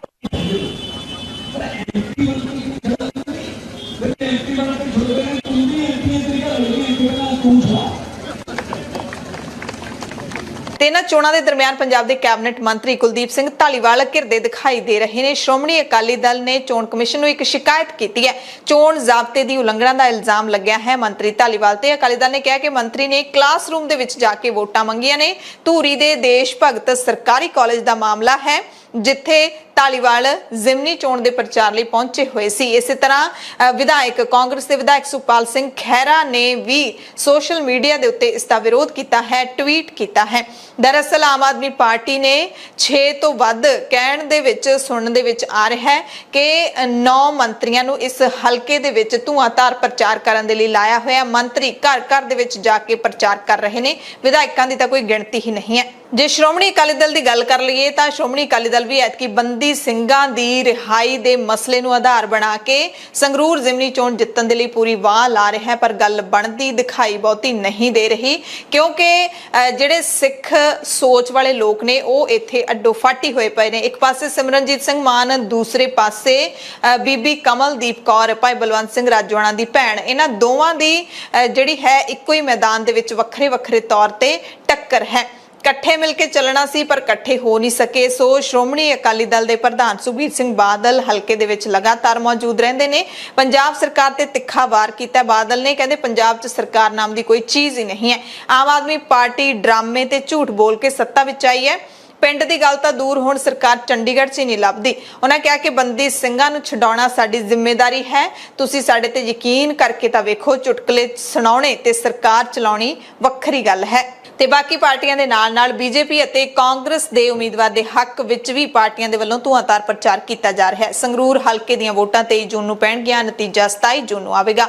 ਸੰਗਰੂਰ ਵਿਧਾਨ ਸਭਾ ਹਲਕੇ ਦੇ ਵਿੱਚ ਵੋਟਰਾਂ ਦੀ ਗਿਣਤੀ 15,69,000 ਹੈ। 8,30,000 ਪੁਰਸ਼ ਤੇ 7,39,000 ਔਰਤਾਂ ਨੇ। ਵੋਟਾਂ ਦੇ ਲਈ 1766 ਪੋਲਿੰਗ ਬੂਥ ਬਣਾਏ ਜਾਣਗੇ। ਤੇ ਵੋਟਾਂ ਦੇ ਇਸ ਮਾਹੌਲ ਦੇ ਵਿੱਚ ਪੰਜਾਬ ਯੂਨੀਵਰਸਿਟੀ ਚੰਡੀਗੜ੍ਹ ਦੇ ਮਸਲੇ ਤੇ ਪੰਜਾਬ ਸਟੂਡੈਂਟਸ ਯੂਨੀਅਨ ਸ਼ਹੀਦ ਰੰਧਾਵਾ ਦੀ ਅਗਵਾਈ ਵਿੱਚ ਵਿਦਿਆਰਥੀਆਂ ਨੇ ਵੇਰਕਾ ਮਿਲਕ ਪਲਾਂਟ ਤੇ ਇਕੱਠੇ ਹੋ ਕੇ ਮੁੱਖ ਮੰਤਰੀ ਭਗਵੰਤ ਮਾਨ ਦੇ ਘਰ ਵੱਲ ਮਾਰਚ ਕੀਤਾ, ਪਰ ਪੁਲਿਸ ਪ੍ਰਸ਼ਾਸਨ ਨੇ ਉਹਨਾਂ ਨੂੰ ਰਾਹ ਵਿੱਚ ਹੀ ਰੋਕ ਲਿਆ। ਮੌਕੇ ਤੇ ਪਹੁੰਚੇ ਤਹਿਸੀਲਦਾਰ ਨੇ ਵਿਦਿਆਰਥੀਆਂ ਤੋਂ ਮੰਗ ਪੱਤਰ ਲਿਆ। ਇਸ ਮੌਕੇ ਵਿਦਿਆਰਥੀ ਲੀਡਰ ਬਲਵਿੰਦਰ ਸਿੰਘ ਸੋਨੀ ਨੇ ਕਿਹਾ ਕਿ ਕੇਂਦਰ ਸਰਕਾਰ ਪੰਜਾਬ ਯੂਨੀਵਰਸਿਟੀ ਚੰਡੀਗੜ੍ਹ ਨੂੰ ਆਪਣੇ ਹੱਥਾਂ ਵਿੱਚ ਲੈਣ ਲਈ ਸਾਜ਼ਿਸ਼ਾਂ ਰਚ ਰਹੀ ਹੈ, ਪਰ ਪੰਜਾਬ ਸਰਕਾਰ ਆਪਣੀ ਯੂਨੀਵਰਸਿਟੀ ਨੂੰ ਬਚਾਉਣ ਲਈ ਕੋਈ ਠੋਸ ਕਦਮ ਨਹੀਂ ਚੁੱਕ ਰਹੀ, ਸਿਰਫ ਟਵੀਟ ਜਾਂ ਬਿਆਨ ਦੇ ਕੇ ਬੁੱਤਾ ਸਾਰ ਰਹੀ ਹੈ। ਪੰਜਾਬ ਸਰਕਾਰ ਦੇ ਇਸ ਵਿਵਹਾਰ ਦੇ ਖਿਲਾਫ ਪੰਜਾਬ ਸਟੂਡੈਂਟਸ ਯੂਨੀਅਨ ਦੇ ਵੱਲੋਂ ਵਿਧਾਇਕਾਂ ਨੂੰ ਮੰਗ ਪੱਤਰ ਦੇਣ ਦਾ ਪ੍ਰੋਗਰਾਮ ਉਲੀਕਿਆ ਗਿਆ ਹੈ, ਜਿਸ ਤਹਿਤ ਮੰਗ ਪੱਤਰ ਦਿੱਤਾ ਗਿਆ। ਤੇ ਉਧਰ ਪੰਜਾਬ ਦੀਆਂ ਬਹੁਤ ਸਾਰੀਆਂ ਹੋਰ ਵਿਦਿਆਰਥੀ ਜਥੇਬੰਦੀਆਂ ਨੇ ਵੀ ਲਲਕਾਰ ਜਥੇਬੰਦੀ ਦੀ ਅਗਵਾਈ ਦੇ ਵਿੱਚ ਸੰਘਰਸ਼ ਵਿੱਢਣ ਦਾ ਐਲਾਨ ਕਰ ਦਿੱਤਾ। ਵਿਦਿਆਰਥੀ ਹੁਣ ਵੱਡਾ ਅੰਦੋਲਨ ਕਰਨ ਦੇ ਰੌਂਹ ਵਿੱਚ ਨੇ। ਕਾਂਗਰਸ ਵਿਧਾਇਕ ਸੁਖਪਾਲ ਸਿੰਘ ਖਹਿਰਾ ਨੇ ਕਿ ਆਰਟੀਆਈ ਤਹਿਤ ਮਿਲੀ ਜਾਣਕਾਰੀ ਦੇ ਆਧਾਰ ਤੇ ਦਾਅਵਾ ਕੀਤਾ ਹੈ ਕਿ ਅਰਵਿੰਦ ਕੇਜਰੀਵਾਲ ਤੇ ਭਗਵੰਤ ਮਾਨ ਨੇ ਇਕੱਲੇ ਅਪ੍ਰੈਲ ਮਹੀਨੇ ਵਿੱਚ ਪ੍ਰਚਾਰ ਦੇ ਉੱਤੇ 24 ਕਰੋੜ ਰੁਪਏ ਖਰਚ ਕਰ ਦਿੱਤੇ। ਉਹਨਾਂ ਨੇ ਟਵੀਟ ਕਰਕੇ ਲਿਖਿਆ, ਨਾਲ ਹੀ ਆਰਟੀਆਈ ਦੇ ਪੇਪਰ ਵੀ ਨੱਥੀ ਕੀਤੇ ਨੇ ਕਿ ਹੈਰਾਨ ਕਰਨ ਵਾਲੀ ਆਰਟੀਆਈ ਜਾਣਕਾਰੀ ਮੁਤਾਬਿਕ ਦਿੱਲੀ ਦੇ ਮੁੱਖ ਮੰਤਰੀ ਕੇਜਰੀਵਾਲ ਅਤੇ ਪੰਜਾਬ ਦੇ ਮੁੱਖ ਮੰਤਰੀ ਭਗਵੰਤ ਮਾਨ ਨੇ ਕੱਲੇ ਅਪ੍ਰੈਲ ਮਹੀਨੇ ਦੇ ਵਿੱਚ ਪ੍ਰਚਾਰ ਤੇ 24 ਕਰੋੜ ਖਰਚੇ ਕੀਏ। ਉਸੇ ਤਰ੍ਹਾਂ ਜਿਵੇਂ ਉਹਨਾਂ ਨੇ ਪੰਜਾਬ ਸਰਕਾਰ ਦੇ ਖਜ਼ਾਨੇ ਨੂੰ ਭਰਨ ਦਾ ਵਾਅਦਾ ਕੀਤਾ ਸੀ। 1 ਸਾਲ ਦੇ ਵਿੱਚ ਵਿਧਾਇਕਾਂ ਦੀਆਂ ਕਈ ਪੈਨਸ਼ਨਾਂ ਕੱਟ ਕੇ ਸਿਰਫ 8 ਕਰੋੜ ਹੀ ਬਚਾ ਸਕਣਗੇ, ਪਰ ਉਹਨਾਂ ਨੇ ਤਾਂ 1 ਮਹੀਨੇ 'ਚ 24 ਕਰੋੜ ਖਰਚ ਕਰ ਦਿੱਤੇ। ਸੋ ਸਵਾਲ ਤਾਂ ਵੱਡੇ ਉੱਠ ਰਹੇ ਨੇ ਕਿਉਂਕਿ ਆਰਟੀਆਈ ਦੀ ਜਾਣਕਾਰੀ ਹੈ, ਜਾਣਕਾਰੀ ਸੱਚੀ ਹੈ, ਝੂਠੀ ਨਹੀਂ ਹੈ। ਡੇਰਾ ਸਿਰਸਾ ਦੇ ਬਲਾਤਕਾਰੀ ਤੇ ਕਾਤਲ ਮੁਖੀ ਗੁਰਮੀਤ ਰਾਮ ਰਹੀਮ ਨੂੰ ਪੈਰੋਲ 1 ਮਹੀਨੇ ਦੀ ਮਿਲਣ ਤੋਂ ਬਾਅਦ, ਜਿਸ ਤੋਂ ਬਾਅਦ ਉਹ ਜੇਲੋਂ ਬਾਹਰ ਆ ਗਿਆ, ਉਸ ਦਾ ਵਿਰੋਧ ਕਰ ਰਹੇ ਨੇ ਪੀੜਤ ਲੋਕ। ਪੱਤਰਕਾਰ ਰਾਮਚੰਦਰ ਛਤਰਪਤੀ, ਜਿਸ ਦਾ ਕਤਲ ਕੀਤਾ ਸੀ ਰਾਮ ਰਹੀਮ ਨੇ, ਉਸ ਕਤਲ ਦੀ ਸਜ਼ਾ ਵੀ ਰਾਮ ਰਹੀਮ ਭੁਗਤ ਰਿਹਾ ਹੈ। ਉਸਦੇ ਪੁੱਤਰ ਅੰਸ਼ੁਲ ਛਤਰਪਤੀ ਨੇ ਕਿਹਾ ਕਿ ਅਸੀਂ ਹੁਣ ਹਾਈ ਕੋਰਟ ਦਾ ਦਰਵਾਜ਼ਾ ਖੜਕਾਵਾਂਗੇ, ਇਸ ਪੈਰੋਲ ਦੇ ਖਿਲਾਫ ਅਦਾਲਤ ਵਿੱਚ ਜਾਵਾਂਗੇ। ਡੇਰਾ ਮੁਖੀ ਤੇ ਜਬਰ ਜਨਾਹ ਤੇ ਕਤਲ ਦੇ ਗੰਭੀਰ ਦੋਸ਼ ਨੇ, ਜਿਸ ਕਰਕੇ ਉਸ ਨੂੰ ਸਜ਼ਾ ਮਿਲੀ ਹੈ। ਉਹਨਾਂ ਕਿਹਾ ਕਿ ਹਰਿਆਣਾ ਸਰਕਾਰ ਨੇ ਆਪਣੇ ਸਵਾਰਥਾਂ ਦੀ ਕਥਿਤ ਪੂਰਤੀ ਦੇ ਲਈ ਡੇਰਾ ਮੁਖੀ ਨੂੰ ਪੈਰੋਲ ਦਵਾਈ ਹੈ। ਕਹਿੰਦੇ ਅਸੀਂ ਜਲਦੀ ਹੀ ਹਾਈ ਕੋਰਟ ਦੇ ਵਿੱਚ ਪੈਰੋਲ ਰੱਦ ਕਰਵਾਉਣ ਦੇ ਲਈ ਪਟੀਸ਼ਨ ਦਾਇਰ ਕਰਾਂਗੇ। ਤਰਨਤਾਰਨ ਦੇ ਪੱਟੀ ਤੋਂ ਇੱਕ ਵੱਡੀ ਖਬਰ ਸਾਹਮਣੇ ਆਈ ਹੈ, ਜਿੱਥੇ ਭਰਾਵਾਂ ਨੇ ਆਪਣੀ ਭੈਣ ਨੂੰ ਸ਼ਰੇਆਮ ਬਾਜ਼ਾਰ ਦੇ ਵਿੱਚ ਗਲੇ ਤੇ ਦਾਤਰ ਮਾਰ ਕੇ ਕਤਲ ਕਰ ਦਿੱਤਾ। ਭੈਣ ਦੇ ਪ੍ਰੇਮ ਵਿਆਹ ਤੋਂ ਖਫਾ ਹੋਏ ਭਰਾਵਾਂ ਨੇ ਪੱਟੀ ਦੇ ਬਾਜ਼ਾਰ ਵਿੱਚ ਸ਼ਰੇਆਮ ਆਪਣੀ ਭੈਣ ਨੂੰ ਮਾਰ ਦਿੱਤਾ। ਮ੍ਰਿਤਕਾ ਦੀ ਪਹਿਚਾਣ ਸੁਨੇਹਾ ਪਤਨੀ ਰਾਜਨ ਦੇ ਰੂਪ 'ਚ ਹੋਈ ਹੈ। ਸੁਨੇਹਾ ਤੇ ਰਾਜਨ ਨੇ ਦੋਵਾਂ ਨੇ ਪੰਜਾਬ ਹਰਿਆਣਾ ਹਾਈ ਕੋਰਟ ਦੇ ਵਿੱਚ ਵਿਆਹ ਕਰਵਾਇਆ ਸੀ, ਜਿਸ ਤੋਂ ਉਸਦੇ ਭਰਾ ਖਫਾ ਸਨ।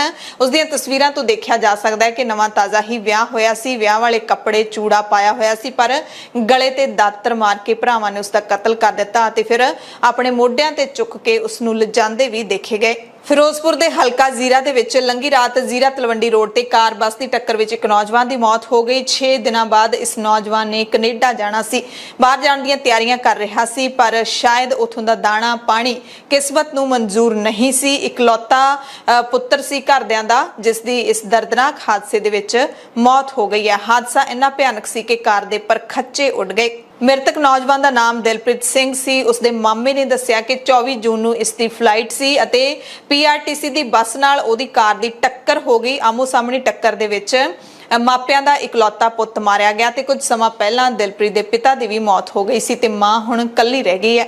ਗੁਰੂ ਕੀ ਨਗਰੀ ਅੰਮ੍ਰਿਤਸਰ ਦੇ ਵਿੱਚ ਗੋਲੀਬਾਰੀ ਦੀਆਂ ਘਟਨਾਵਾਂ ਰੁਕਣ ਦਾ ਨਾਮ ਨਹੀਂ ਲੈ ਰਹੀਆਂ। ਸ਼ੁੱਕਰਵਾਰ ਦੇਰ ਰਾਤ ਨੂੰ ਇੱਕ ਫੇਰ ਗੋਲੀਬਾਰੀ ਦੀ ਘਟਨਾ ਵਾਪਰੀ ਹੈ। 2 ਗੁੱਟਾਂ ਦੇ ਵਿੱਚ ਗੋਲੀਬਾਰੀ ਹੋਈ ਹੈ। 1 ਜਣੇ ਦੀ ਮੌਤ ਹੋ ਗਈ ਹੈ, 3 ਲੋਕ ਜ਼ਖਮੀ ਹੋ ਗਏ, 2 ਦੀ ਹਾਲਤ ਗੰਭੀਰ ਹੈ। ਪੁਲਿਸ ਜਾਂਚ ਕਰ ਰਹੀ ਹੈ।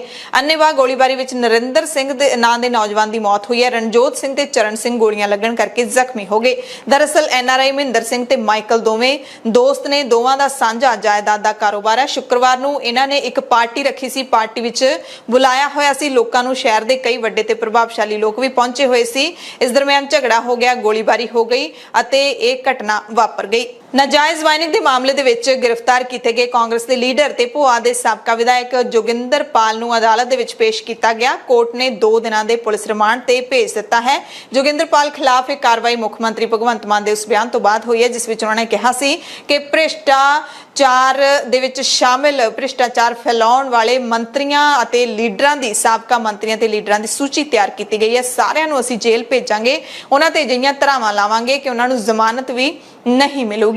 ਤੇ ਭ੍ਰਿਸ਼ਟਾਚਾਰ ਦੇ ਕਈ ਮਾਮਲੇ ਹੁਣ ਕੁਝ ਦਿਨਾਂ ਦੇ ਵਿੱਚ ਹੀ ਸਾਹਮਣੇ ਆ ਗਏ ਨੇ। ਸਭ ਤੋਂ ਪਹਿਲਾਂ ਆਮ ਆਦਮੀ ਪਾਰਟੀ ਦੇ ਆਪਣੇ ਹੀ ਮੰਤਰੀ ਵਿਜੇ ਸਿੰਗਲਾ ਦੀ ਗ੍ਰਿਫਤਾਰੀ ਹੁੰਦੀ ਹੈ। ਉਸ ਤੋਂ ਬਾਅਦ ਸਾਧੂ ਸਿੰਘ ਧਰਮਸੋਤ ਦੀ ਗ੍ਰਿਫਤਾਰੀ ਹੁੰਦੀ ਹੈ ਅਤੇ ਹਾਲੇ ਇਹ ਮਾਮਲੇ ਠੰਡੇ ਵੀ ਨਹੀਂ ਹੋਏ ਕਿ ਚੰਡੀਗੜ੍ਹ ਦੇ ਆਲੇ-ਦੁਆਲੇ ਜੰਗਲਾਤ ਤੇ ਪੰਚਾਇਤੀ ਜ਼ਮੀਨਾਂ ਨੂੰ ਮਹਿੰਗੇ ਭਾਅ ਤੇ ਵੇਚਣ ਦਾ ਇੱਕ ਹੋਰ ਮਾਮਲਾ ਸਾਹਮਣੇ ਆਇਆ ਹੈ। ਇਸ ਮਾਮਲੇ ਵਿੱਚ ਇੱਕ ਡੀਐਫਓ ਦੇ ਸਟਿੰਗ ਦੇ ਖੁੱਲੇ ਭੇਤ ਤੋਂ ਬਾਅਦ ਵਿਜੀਲੈਂਸ ਬਿਊਰੋ ਨੇ 2 ਸਾਬਕਾ ਮੰਤਰੀਆਂ ਸਮੇਤ ਜ਼ਮੀਨ ਹੜੱਪਣ ਵਾਲੇ ਹੋਰ ਲੋਕਾਂ ਨੂੰ ਰਡਾਰ ਤੇ ਲੈ ਲਿਆ, ਜਿਨ੍ਹਾਂ ਨੂੰ ਜਲਦ ਗ੍ਰਿਫਤਾਰ ਕੀਤਾ ਜਾ ਸਕਦਾ ਹੈ। ਯਾਨੀ ਕਿ 2 ਹੋਰ ਸਾਬਕਾ ਮੰਤਰੀ ਗ੍ਰਿਫਤਾਰ ਹੋ ਸਕਦੇ ਨੇ। ਜਾਂਚ ਵਿੱਚ ਗੱਲ ਸਾਹਮਣੇ ਆਈ ਹੈ ਕਿ ਕਰੋੜਾਂ ਰੁਪਏ ਦੀ 2.5 ਏਕੜ ਜ਼ਮੀਨ ਸਿਆਸਤਦਾਨਾਂ ਤੇ ਅਫਸਰਾਂ ਨੇ ਫਾਰਮ ਹਾਊਸਾਂ ਦੇ ਰੂਪ 'ਚ 50-50 ਹਜ਼ਾਰ ਰੁਪਏ ਦੀ ਲੀਜ਼ ਤੇ ਲਈ ਸੀ। ਇਸ ਘੁਟਾਲੇ ਦੇ ਵਿੱਚ ਜਿਹੜੇ ਸਾਬਕਾ ਮੰਤਰੀਆਂ ਦੇ ਨਾਮ ਸਾਹਮਣੇ ਆ ਰਹੇ ਨੇ, ਉਹਨਾਂ ਦੇ ਵਿੱਚ ਤ੍ਰਿਪਤ ਰਜਿੰਦਰ ਸਿੰਘ ਬਾਜਵਾ ਦਾ ਵੀ ਨਾਮ ਹੈ ਤੇ ਮੌਜੂਦਾ ਪੰਚਾਇਤ ਮੰਤਰੀ ਨੇ ਹਾਲ ਹੀ ਵਿੱਚ ਇਹਨਾਂ ਤੇ ਕਈ ਇਲਜ਼ਾਮ ਵੀ ਲਾਏ ਸੀ, ਜਿਨ੍ਹਾਂ ਨੂੰ ਬਾਜਵਾ ਨੇ ਰੱਦ ਕਰ ਦਿੱਤਾ ਸੀ। ਤੇ ਇੱਕ ਹੋਰ ਮੰਤਰੀ ਨੇ, ਸਾਬਕਾ ਮੰਤਰੀ ਨੇ ਹਾਲ ਹੀ ਵਿੱਚ ਹਾਈ ਕੋਰਟ ਦੇ ਵਿੱਚ ਬਲੈਂਕਟ ਬੇਲ ਦੇ ਲਈ ਅਰਜ਼ੀ ਦਿੱਤੀ ਹੈ ਕਿ ਉਹਨਾਂ ਨੂੰ ਗ੍ਰਿਫਤਾਰ ਕਰਨ ਤੋਂ ਪਹਿਲਾਂ ਦੱਸਿਆ ਜਾਵੇ। ਪੰਜਾਬ ਦੇ ਵਿੱਚ ਕਰੋਨਾ ਦਾ ਦੂਜਾ ਟੀਕਾ ਨਾ ਲੈਣ ਵਾਲਿਆਂ ਦੀ ਹੁਣ ਨਿਸ਼ਾਨਦੇਹੀ ਹੋਊਗੀ। ਪ੍ਰਾਇਮਰੀ ਹੈਲਥ ਸੈਂਟਰਾਂ ਤੋਂ ਵਿਭਾਗ ਨੇ ਸੂਚੀ ਮੰਗ ਲਈ ਹੈ। ਸਿਹਤ ਵਿਭਾਗ ਨੇ ਸੂਬੇ ਦੇ ਮੁੱਢਲੇ ਹੈਲਥ ਸੈਂਟਰਾਂ ਤੋਂ ਦੂਸਰੀ ਖੁਰਾਕ ਨਾ ਲੈਣ ਵਾਲੇ ਪੰਜਾਬੀਆਂ ਦੀ ਸੂਚੀ ਮੰਗਵਾ ਲਈ ਹੈ। ਵਿਭਾਗ ਦੇ ਵੱਲੋਂ ਛੇਤੀ ਹੀ ਘਰ ਘਰ ਜਾ ਕੇ ਟੀਕਾਕਰਨ ਮੁਹਿੰਮ ਸ਼ੁਰੂ ਕਰਕੇ ਲੋਕਾਂ ਨੂੰ ਦੂਜੀ ਖੁਰਾਕ ਦਿੱਤੀ ਜਾਊਗੀ। ਸੂਬੇ ਦੇ ਵਿੱਚ ਦੂਜੀ ਖੁਰਾਕ ਦੀ ਰਫ਼ਤਾਰ ਮੱਠੀ ਹੋਣ ਕਾਰਨ ਵਿਭਾਗ ਨੇ ਇਹ ਫੈਸਲਾ ਲਿਆ ਹੈ। ਸੋ ਜਿਹੜੇ ਪੰਜਾਬੀਆਂ ਨੇ ਦੂਸਰਾ ਟੀਕਾ ਨਹੀਂ ਲਗਵਾਇਆ ਕਰੋਨਾ ਦਾ, ਉਹਨਾਂ ਦੇ ਹੁਣ ਵਿਭਾਗ ਦੇ ਵੱਲੋਂ ਟੀਕਾ ਲਗਵਾਇਆ ਜਾਵੇਗਾ। ਪੰਜਾਬ ਦੀਆਂ ਖਾਸ ਖਬਰਾਂ ਦੇ ਖਾਸ ਬੁਲੇਟਿਨ ਦੇ ਵਿੱਚ ਤੁਹਾਡੇ ਸਭ ਤੋਂ ਇਜਾਜ਼ਤ ਚਾਹੁੰਦੇ ਹਾਂ। ਧੰਨਵਾਦ।